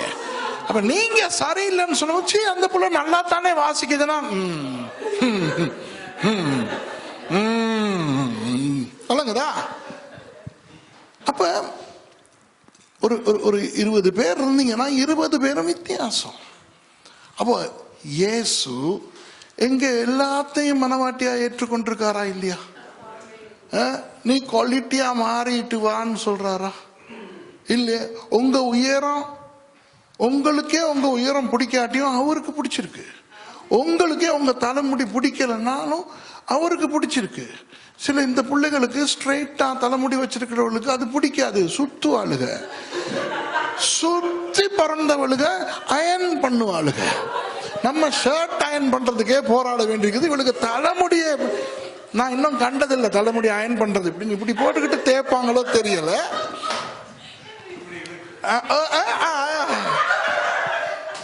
என் அறிவை கண்ணை திறக்க முயற்சிப்பதற்காக நன்றி. இல்ல நான் என்ன சொல்றேன், நானா ஆண்டவர் அந்த உங்க முகர கட்டையோடைய உங்களை நேசிக்கிறார், உங்க உருவத்திலோடைய உங்களை நேசிக்கிறார். உங்க குரல் உங்களுக்கு பிடிக்காம இருக்கலாம், சொல்ற உங்க குரல் உங்க புருஷனுக்கு பிடிக்காம இருக்கலாம், உங்க பொஞ்சாதிக்கு பிடிக்காம இருக்கலாம். ஆனா அந்த குரலோட ஆண்டவர் உங்களை நேசிக்கிறார். உங்க உயரம், உங்க உங்க பருமன்னா சில பேருக்கு உங்க வயிறு பிடிக்காம இருக்கலாம். என்ன சில பேர் உங்களை பார்த்தா எந்த கடையில அரிசி வாங்குறீங்கன்னு கேட்பாங்களா? இயேசு கேட்க மாட்டார். நீங்க எப்படி இருக்கிறீங்களோ அப்படியே இயேசு உங்களை ஏற்றுக்கொண்டிருக்கும் பொழுது நீங்க ஏன் மற்றவங்களை அதே மாதிரி ஏற்றுக்கொள்ள கூடாது? விளங்குதா உங்களுக்கு? அவங்க மாறணும்னு நினைக்காதீங்க. கெட்ட விஷயம் இருந்தா அதை மாறணும்னு நீங்க ஜெபிங்க, கர்த்தர் மாத்துவார், அது வேற. ஆனா நீங்க ஒருவரை ஒருவர் ஏற்றுக்கொள்ள பழகணும். அவங்களுடைய பலவீனங்களோட நீங்க ஏற்றுக்கொள்ள பழகணும். அப்படி நீங்க ஒருவரை ஒருவர் பலவீனங்களோட நீங்க ஏற்றுக்கொண்டு பழகினா அந்த இடத்துல என்ன இருக்கும் தெரியுமா? அன்பு இருக்கும். நல்லா கேட்டுக்கிறங்க. 2 விஷயத்துல நம்மளோட பெல்வுட் ஊழியம் கட்டப்படுது. நம்மளோட Bellwood search, Bellwood Bible college 2 விஷயத்துல கட்டப்படுது. ஒன்னு அன்பு, 2வது சந்தோஷம். ஓகே, அன்பு இருந்தா தான் சந்தோஷம் வரும். ஏன்னா ஆவியின் கனியை நீங்க பாத்தீங்கன்னா கலாத்தியர் 5:21 அன்பு, அடுத்தது சந்தோஷம். புரியுதா? ஆகவே இச்சை அடக்கம் கீழே தான் வருது 9வதா. அப்போ நீங்க அன்பா இருந்தீங்கன்னா நீங்க சந்தோஷமா இருப்பீங்க. எரேமியா புத்தகத்துல சொல்லப்பட்டிருக்குது, அந்த சந்தோஷம் தான் உங்களுக்கு தேவ பெலன். கர்த்தருக்குள்ளான சந்தோஷம் உங்களுடைய தேவ பெலனா இருக்குது. ஆகவே தாழ்த்துங்க, அப்ப உயர்த்தப்படுவீங்க. அதே மாதிரி உங்க ஊழியத்தை கனம் பண்ணுங்க. அந்த ஊழியத்தை நீங்க கொடுக்கிற ஊழியத்தை செய்யுங்க. பெரிய சின்ன ஊழியம் கிடையாது, பெரிய ஊழியக்காரன் சின்ன ஊழியக்காரன்னு கிடையாது. அதே நேரம் நீங்க அன்பா ஒருவர் ஒருவர் ஏற்றுக்கொள்ளுங்க. தயவு செய்து உங்க பாஸ்டரோட நில்லுங்க. அவரு உங்க மேய்ப்பன். அவருக்கு 1000 பலவீனங்கள் இருக்கலாம். அந்த மேய்ப்பனுக்கு பின்னாலதான் நீங்க போகணும். உங்க கடந்த வாழ்க்கையில இப்ப பிரதர் மாதிரி நீங்க வேற சபைகள்ல சில பேர் இருந்துட்டு வந்திருப்பீங்க. அந்த சரித்திரத்தை மறந்துருங்க. புதிய சரித்திரம் படைப்போம். பழையவைகள் ஒழிந்து போயின. அந்த அனுபவங்கள் எல்லாம் விட்டுருங்க. புதுசா ஸ்டார்ட் பண்ணுங்க. புதுசா இந்த 6 வருஷம் முடியுது இல்ல, இப்ப நீங்க புதுசா ஸ்டார்ட் பண்ணுங்க. இந்த ரெக்கார்டிங்க மறக்காம வச்சிருங்க. உங்க 25வது ஆண்டு விழால நீங்க போட்டு பார்க்கும்போது ஷாக் ஆகுவீங்க. எந்த அளவுக்கு ஆண்டவர் கொண்டு போனார். நான் இருந்தால் குட்டு கிழவனா வருவேன். யோசிச்சு பாருங்க, இன்னொரு 19 வருஷத்துக்கு பிறகு உங்களுடைய 25வது ஆண்டு விழா எப்படி இருக்கும்ட்டு. நான் இருந்தாலும் இல்லாட்டியும் இந்த ரெக்கார்டிங் இருக்கும். ஏன்னா கர்மேல் பர்வத சபையை தொடங்க வைத்த தேவன் தான் உங்க சபையும் தொடங்க வச்சார். அந்த சபையின் தலை தான் உங்களுடைய சபை. இன்னைக்கு எப்படி அந்த சர்ச் பயங்கரமா ஒரு தூர ஒரு ஒரு காட்டுக்குள்ள, ஒரு பட்ட கிராமத்துக்குள்ள இருக்கு. யாருமே நம்ப மாட்டீங்க. நான் முடிக்கிறேன். ஐயோ, நான் 4 நிமிஷம் எக்ஸ்ட்ரா ஆயிடுச்சு. அந்த காட்டுக்கு நான் போயிட்டு, ஆண்டவர் இந்த இடத்துல தான் நீ தொடங்கணும்னு சொல்லும்போது நான் அந்த காணியை வாங்கிட்டேன். மேர்சி வருது, வாங்கின காணியை பார்க்க பொல்லம்புது. ஐயோ, ஏமாந்துட்டீங்க, உங்களை ஏமாத்திட்டா, இதெல்லாம் ஒரு காணியா சொல்லிட்டு ஒரு விஷயம் சொல்லிச்சு. நாளைக்கு வருது இல்ல மேர்சி, நீங்க கேட்டு பாருங்க. மேர்சி சொல்லிச்சு, நான் செத்தாலும் இங்க வரமாட்டேன். ஏன்? நான் செத்தாலும் இங்க வரமாட்டேன். ஏன்? காடு, லைட் இல்ல, ரோடு இல்ல, ஒன்றும் கிடையாது. இப்ப அந்த இடம் ஒரு 5 ஸ்டார் ஹோட்டல் மாதிரி இருக்குது. நிறைய அரசாங்கம் எங்கட சந்தி வரைக்கும் காப்பட் ரோட் போட்டிருக்குது. கண்டியில இருந்து 17 நிமிஷம் தான் எங்கட இடத்துக்கு வாரத்துக்கு. முந்தி 1.5 மணித்தியாலம் போன இடம் இப்ப 17 நிமிஷத்துல வந்துடலாம். இப்ப அந்த இடம் அப்படி பயங்கரமா. இப்ப மேர்சி செத்தாலும் அங்க இருந்து போக மாட்டேன்.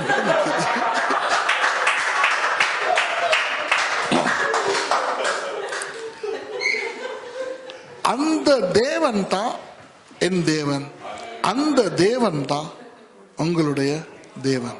இப்போ உங்க சர்ச் பேரை நீங்க பாருங்க, பெத்தேல். சும்மா பெத்தேலா, எல் பெத்தேலா? பெத்தேல்.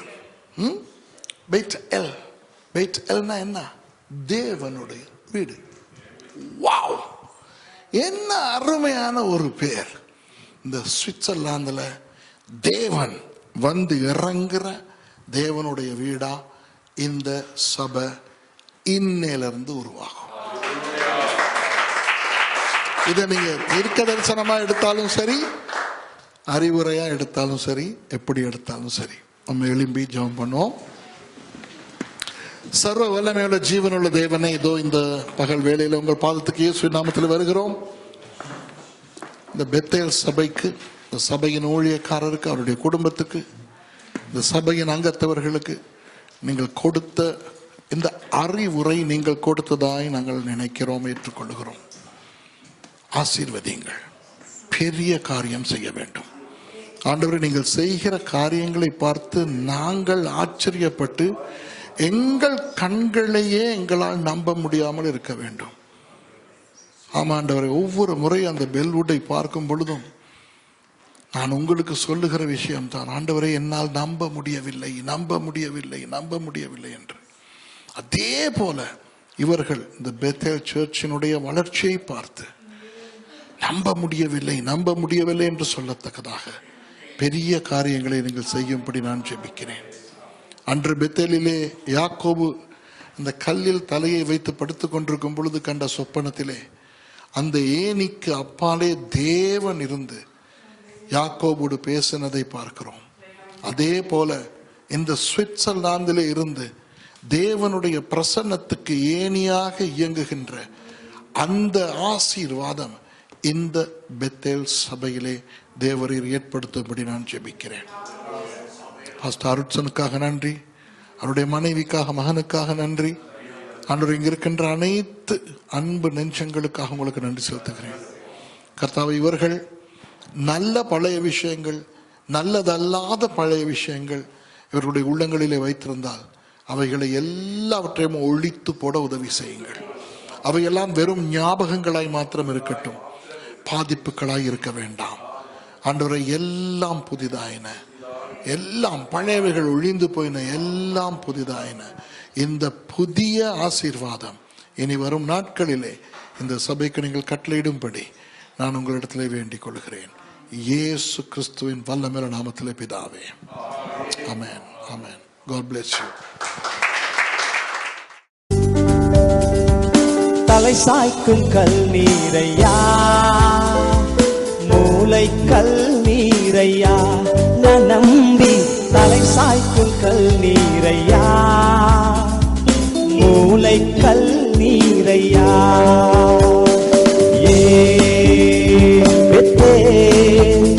இது வானத்தின் வாசல், என் ஏசையா ஆசீர்வாதத்தின் வாசல்.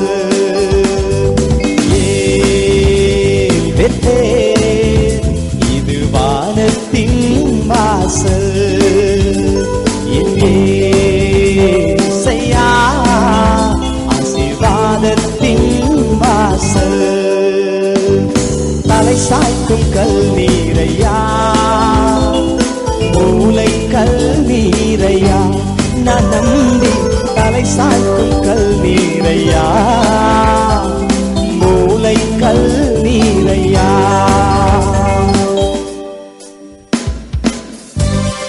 ஆண்டவர் யாக்கோபை பார்த்து சொல்கிறார், நீ மேற்கேயும் கிழக்கேயும் வடக்கேயும் தெற்கேயும் பறந்து வா என்று சொல்லி, பூமியின் தூளை போல உன் சந்ததி பெருகும் என்று சொல்லி வாக்குத்தத்தம் பண்ணின கர்த்தர். The Lord who promises, hallelujah, is being with us. Hallelujah. Thank you.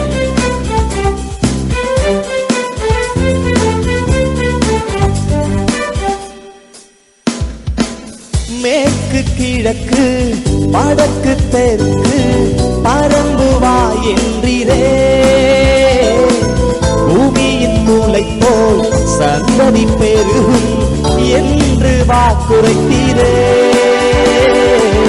மேற்கு கிழக்கு வடக்கு தெற்கு பறந்து வா என்றீரே,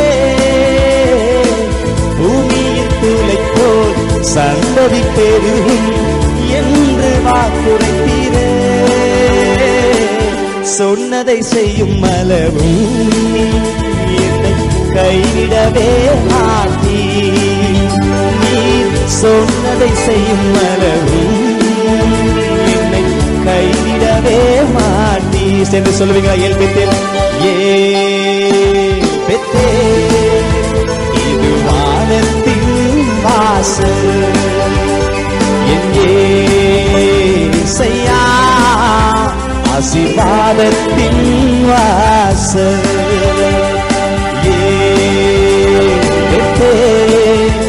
இது வானத்தின் வாசல், என் ஏசையா ஆசீர்வாதத்தின் வாசல். தலை சாய்க்கும் கல் நீரையா, மூளை கல் நீரையா, நானும் தலை சாய்க்கும் கல் நீரையா, மூளை கல் நீரையா. ஆதியாகமம் 28ஆம் அதிகாரத்துல ஆண்டவர் யாக்கோபுக்கு வாக்கு பண்ணுகிறார், பூமியின் வம்சங்கள் எல்லாம் உனக்குள் உன் சந்ததிக்குள் ஆசீர்வதிக்கப்படும் என்று சொல்லி. அதனால அதே ஆசீர்வாதம் நமக்கும் உண்டு. கவலைப்படாதிருங்கள், கஷ்டப்படாதிருங்கள், எதை குறித்தும் கவலைப்படாதிருங்கள். கர்த்தர் எல்லாவற்றையும் பார்த்துக் கொள்கிற ஆண்டவர் பார்த்துக் கொள்வார். Come on.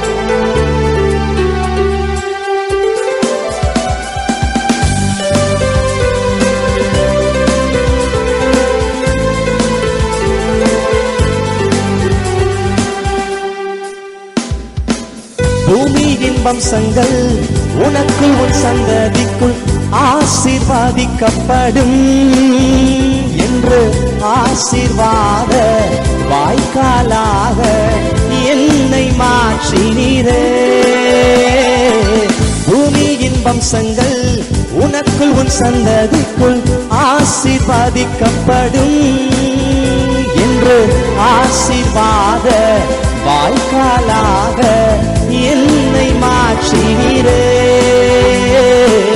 சொன்னதை செய்யும் அளவும் என்னை கைவிடவே மாட்டீ, நீர் சொன்னதை செய்யும் அளவும் என்னை கைவிடவே மாட்டீ. சொல்லுவோமா? பெத்தேன். இது வானத்தின் வாசல் என் இயேசையா, ஆசீர்வாதத்தின் வாசல் பெத்தேன். இது வானத்தின் வாசல் என் இயேசையா, ஆசீர்வாதத்தின் வாசல். தலை சாய்க்கும் கல்லீரையா, மூளை கல்லீரையா, நம்பி தலை சாய்க்கும் கல்லீரையா, மூளை கல்லீரையா. தன் தகப்பன் வீட்டுக்கு திரும்பும் வரையில ஆண்டவர் யாக்கோபை கைவிடவில்லை, அவனை கனப்படுத்தினார் என்று வேதம் சொல்கிறது. இன்னைக்கு நாமும் எந்த சூழலில் இருந்தாலும் சரி, எந்த நிலைமையில் இருந்தாலும் சரி, நாம் ஆண்டவர் சமூகத்தில் திரும்பி வருகிற வரையும் அவருடைய கை நம்மை விடுவதில்லை. சந்தோஷமாய் பாடுவோமா?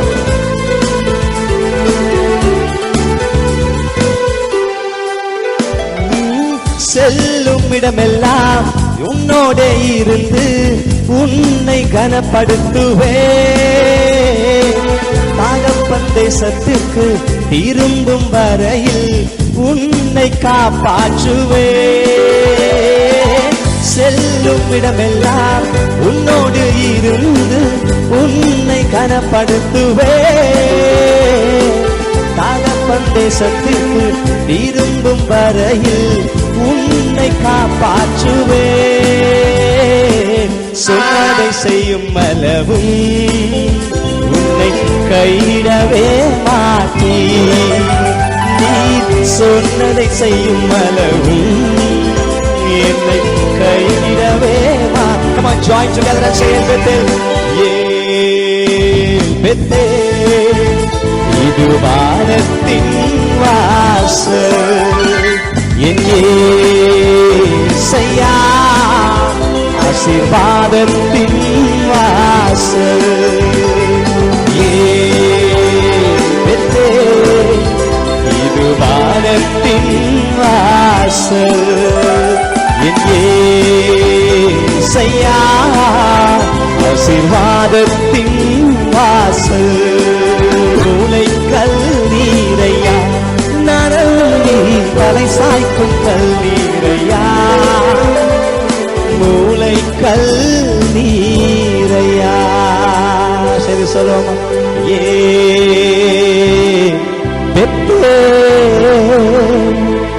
இது வானத்தின் வாசல்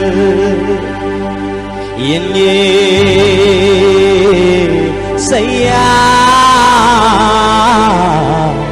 ஆசீர்வாதத்தின் வாசல் பரலோகத்தின்